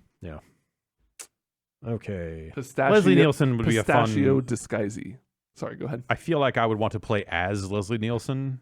Yeah. You should make a Naked sure, Gun game. Sure. Yeah. What's OJ doing? Just hanging out. Yeah. He's mixing up with gin. Cool. Great. I think he's got a lot going on right now, Huh. actually. All right. Yeah. A lot of idle time. In this level, there's a collection of rare sports memorabilia. Oh, the Vegas level. Yeah, you have to poison it. Um, Emetic rat poison that I've poured on these football cards. Let's see. I don't know how I got there, but I just really want a Columbo game. Just the dialogue trees would go for fucking days if you wanted them to. There's always a one more thing. Say one more thing. There's always a one more thing. I haven't seen it in a while, but Gary Wood had a real Twitter campaign going for a while there to make something happen with Columbo Really? and Mark Ruffalo. Yeah. Like, Mark Ruffalo is Gary's one and only choice for a modern day Columbo. All right. Yeah. As long as he gets that big coat. Yeah. I feel like that was something that like made a lot. Well, yeah. Like when that first came up, that made perfect sense. I feel like it makes slightly less perfect sense these days. I don't know. What, you think Columbo and the Hulk No, can't be played by the same actor? Exactly. That's Yeah, that's what it is. He's typecast now. Mark Ruffalo just doesn't have the versatility to pull both of them off. Chris writes in with a little lifestyle question. I'm terrible at lunch time for work. I try to bring my lunch from home as much as I can, but laziness and temptation take over, usually a steak and cheese pie or McDonald's. How do you manage lunch? Leftovers from the night before? make a sandwich in the morning, food trucks that come to the building. Let us know. Bonus question, what will you be having for lunch after the Bombcast? Nothing today. I'm skipping lunch today. Yeah. Yeah. How I answer this question, I used to do this a lot more often. I'm kind of getting back into it now, is I make a bunch of slow cooked stuff on a Monday and then parse that out over the next 3 days. I got pork that I put in the slow cooker and then shredded and made a mustard barbecue sauce and some creamed spinach for the side. All right. That lasts for 3-4 days? Yeah, Man. not the spinach, but I'll have different sides for different days. Sure. Sandwich, chips, yogurt kind of lunch type thing. My wife will make lunch to save me from myself because left to my own devices, it goes bad. Yeah. Like, I don't know where this writer is from. Did they say? He did not say where he's But, you know, we have stores out here like Trader Joe's and stuff where you can get a pretty decent prepackaged salad or sandwich or something for like $4 or $5. Like, Rory's legendary giant loaf of bread and thing of chicken salad from the Trader Joe's. Lasts them a week, so I hear. You know, just like go on a Sunday, stock up, and then like leave a day to treat yourself, you know, go out for lunch or whatever. Because that's part of the misery of working in an office is that sweet escape when you can actually like walk away and enjoy the natural sun and stuff. Oh man, I'm the complete opposite. Yeah, that does nothing for me. They built that prepared foods thing attached to this building, and I just go there every damn day now. Ever since they closed the close subway, I hate walking outside because I don't know where to go. You just end up at Lee's. No, I do yes, but also there's a deli across the street, or there's a liquor store across the street that has really shitty prepackaged sandwiches. Yeah, that just taste like chemicals. Yeah, because they're not like freshly made prepackaged. And they're expensive because that's like a bougie liquor totally, store. Yeah. So I'll go to the bougie liquor store and get one of these fucking shit ass expensive. It's like $8 for this crap ass sandwich, but like if I need it, I need it. It's like it's a dire situation where I'm like, also worth noting that the other Starbucks or the other Subway is 2 blocks further than the old one. Too far. I don't value myself that much to I've never heard somebody say value themselves and Subway in the same sentence. That's yeah. Graham from Las Vegas. I saw a coworker eating a cupcake in a way I have never seen before. Wait. How does? Never mind. Did he ram his tongue into the center of it and suck the filling out first? Oh, he took half of the cake then forget part. it. He took off half of the cake part and smashed it on top of the icing. Yeah. Yep. This creates a sort of icing sandwich. Yep. I told him that I had never seen someone eat a cupcake like this, and everyone else in the room was shocked that I hadn't seen it. I've never even heard of that. Yeah, same. Really? I asked my friends about it, and most of them have seen this phenomenon. I went to Google, and the first result for how to eat a cupcake was the aforementioned icing sandwich. Well, yeah. I mean, if you're going to Google it, that implies that like, oh, what is the first result going to say? You put it in your mouth and chew and swallow. Yeah. And he ends by saying, do any of you eat your cupcakes like that? What other strange ways do you consume Seems food? like a mess, a crumbly ass cupcake crumbling all over the place. Especially if that cupcake has filling in it, then that's a mess. Well, yeah, I mean that's filling cupcakes are a whole nother story. But I typically do it. Delicious story. I typically do it for like worse or like lower quality cupcakes. If the cake is really good, then I don't mind eating a bunch of cake at the bottom. That's fine. That was the idea that you don't want all that dry cake on You don't want to go like right on top of 100% frosting to 100% cake. It kind of more balances. As a person that used to work in a cupcake shop, that's also a fast way to just scarf it down. When your boss isn't looking and you haven't brought lunch. Okay. Just how many twist, smack on top, stuff in your mouth. How many cupcakes constituted a full lunch to you? Oh God, just constant cupcakes throughout the 8 hours. Just keep it going. It also didn't help that we had maple bacon cupcakes. Okay. So occasionally I would just take a handful of bacon bits and just shove them in my mouth. Man, along with clean living. Along with a vanilla cake. Good I stuff. have an insane story of how somebody insisted was the best way to eat something at an old job. One of the bosses was very much a big like math guy. He was always he's an engineer, math guy, and one day he claimed that he had cracked the code on mathematically the best way to eat a cake. And so you have a round cake. Yeah. You Is cut there trigonometry involved here? It's like I don't even know. This is beyond. He explained. I don't know. You take your round cake, and then about an inch from the middle on each side, you cut a long strip out of it, And then you take that strip and cut it up into however many people you're serving. Then you push the two ends of the cake together. Then the next time you need something from that cake, you rotate it 90 degrees, cut it out from the middle, push it together. And you keep doing that. Rotate, cut, because when you put it in the fridge for leftovers, there's less surface area being exposed to the air. And so and he just went on this tirade about how, like, whenever there was a birthday in the office, we needed to do it that way. Did he have a name for it? Did he name it after himself? Was it like the Johnson method? He probably called it that in his head, but did not vocalize it. Okay. So we stopped getting we stopped getting round cakes at the office. Problem solved. It's a good solution. Started getting ice cream cakes. Yeah. Thanks, guy. Just had to ruin it for everybody. That's yeah, okay. Like I get where he's coming from. That sounds like a hassle. But yeah, it's just so much work for a little like 5% boost in your leftover. Here's my cake. solution to that. Eat the whole fucking cake. Okay. Hell yeah. Okay. All right. Don't leave cake behind. Now you're talking. Sam from Ohio. That man's name, the Cake Boss. Wow, you work for the cake boss. Oh, man. Bloody Velastro. If you could have one video game set up for everyone to play It's clairvoyant. at your funeral, what would it be? One video If you game? could have one game set up for everyone to play at your funeral. Desert Bus. Chiller. Oh, man. I've had a full day to think about this. Chan, what do you got? I just have the board, like an incomplete board game. Okay. Everyone is frustrated. Exactly.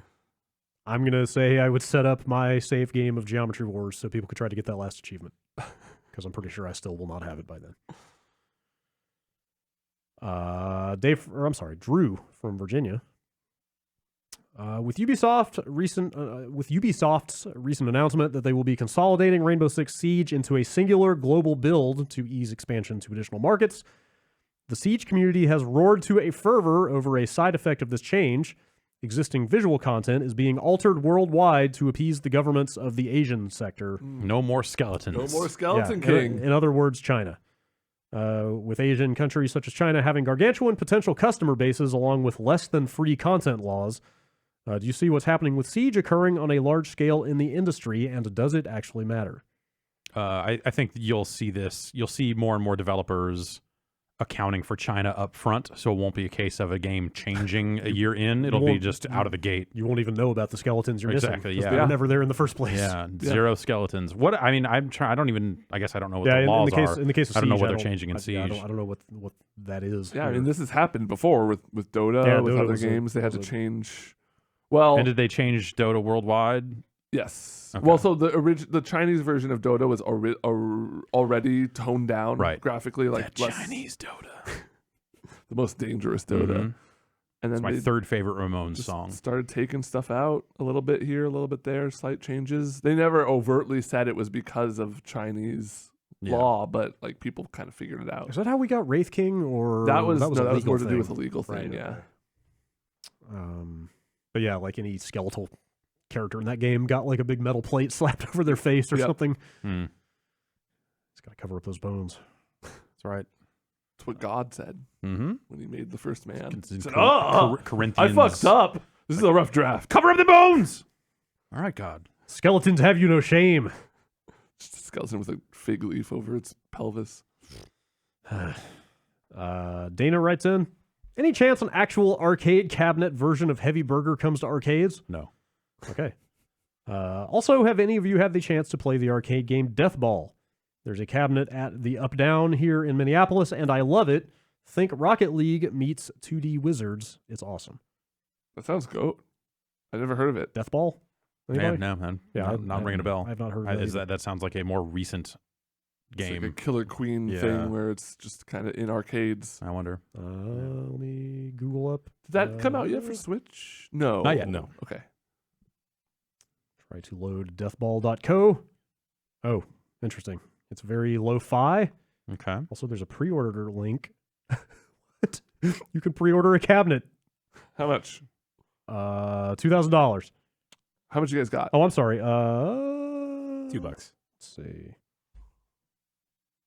Well, there are some discounts for pre-orders, but the full cabinet price will be $6,000. So I got 20 on it. I believe that must be payable upon delivery. Oh, like 2,000 down or something. Well, cool. I like this email because what I actually want is that it made me envision like a Double Dare kind of setup of just recreating that in-game arcade. Oh, just from Heavy Burger? Rows of the machines. Yeah. And the players have to run from machine to machine That would be really cool. as the stage transitions. That would be kind of cool. And then they link all the machines together. Yeah.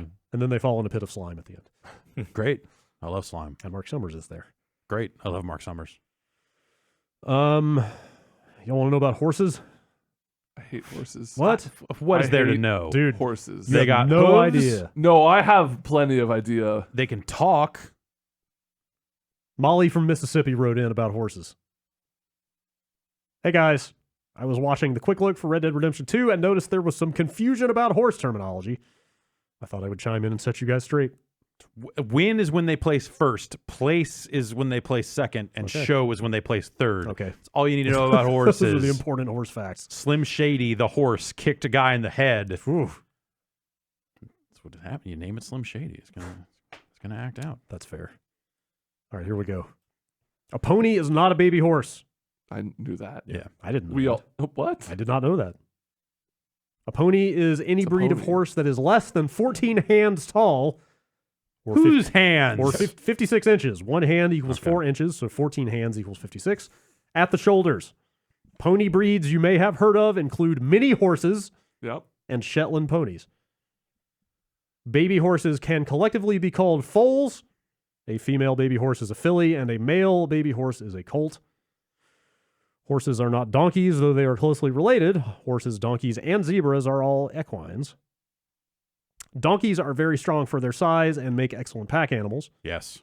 They are generally smaller than horses, though some donkey breeds are quite large, such as the American Mammoth donkey. All right, here we go. This is the I real. feel like that's a reality show. American Mammoth Donkey. All right, here's the real info dump.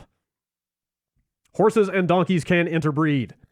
A mule is the offspring born of a female horse, a mare, and a male donkey, a jack.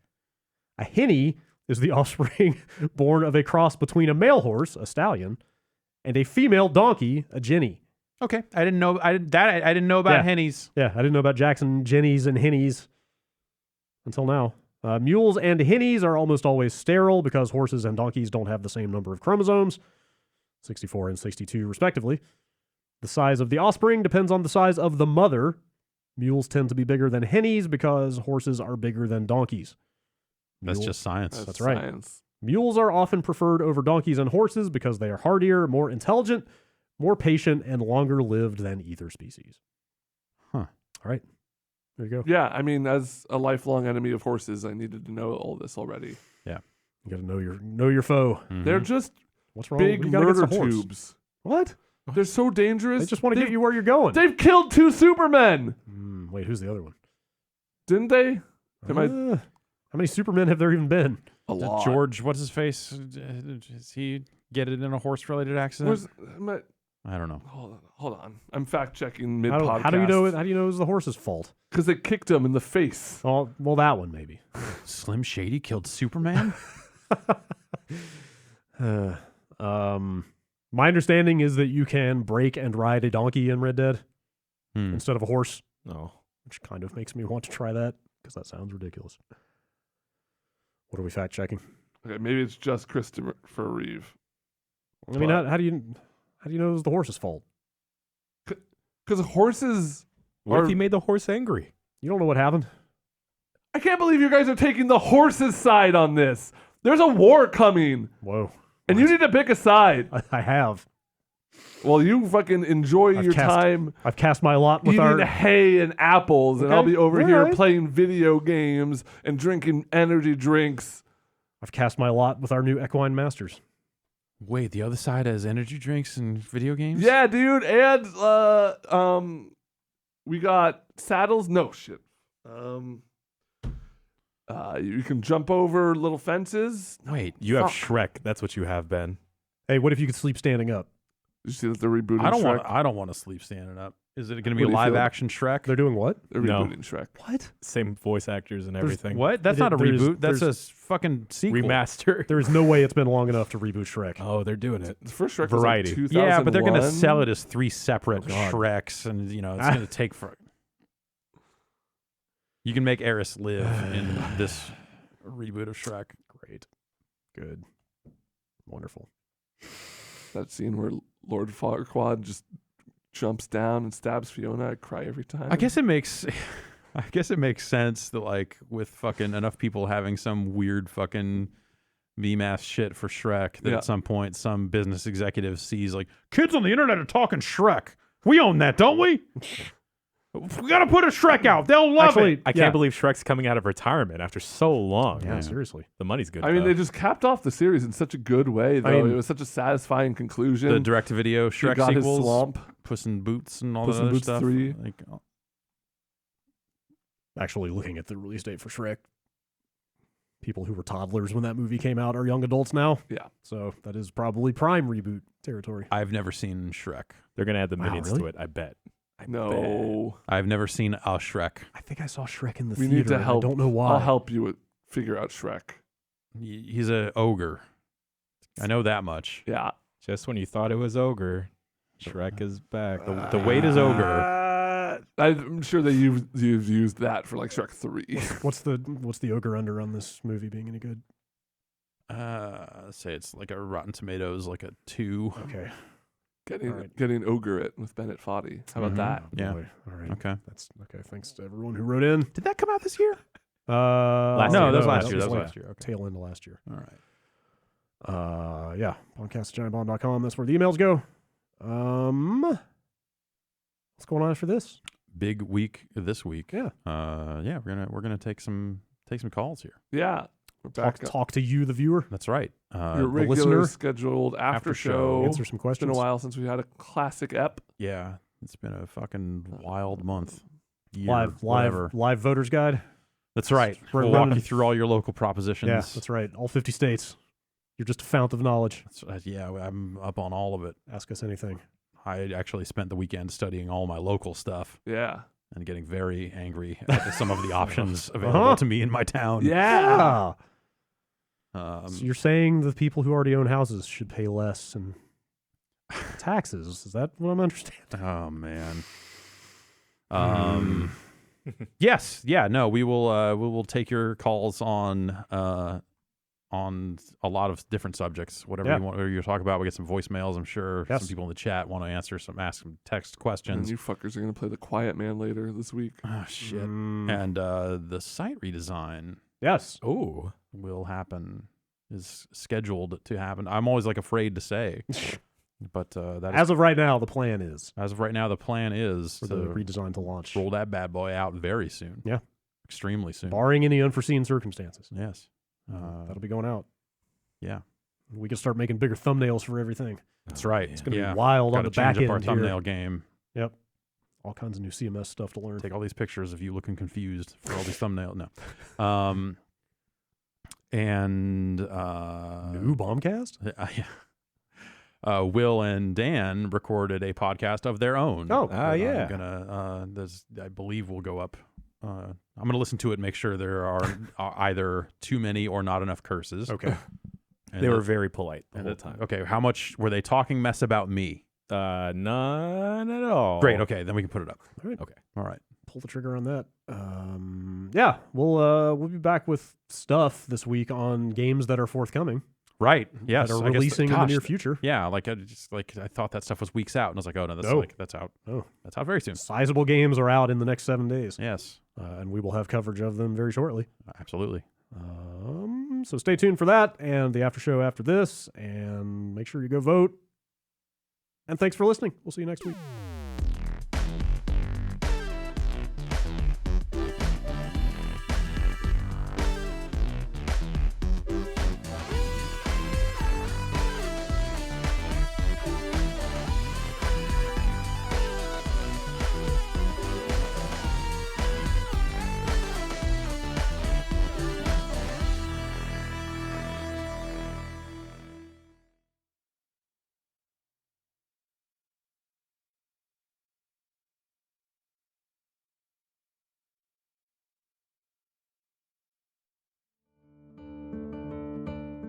This episode of this podcast was brought to you in part by Sonos Beam, the smart compact soundbar for your TV. Beam lets you play everything you love: music, radio, movies, TV, podcasts, and more, all with rich sound that fills up the room. It's super simple to set up, but if you don't want to bother, Sonos will send someone out to do it for you. Yes, if you live in any major metropolitan area, Up and Running will have a Sonos expert deliver and set up your system absolutely free. Just order from Sonos.com and select Up and Running at checkout if you qualify.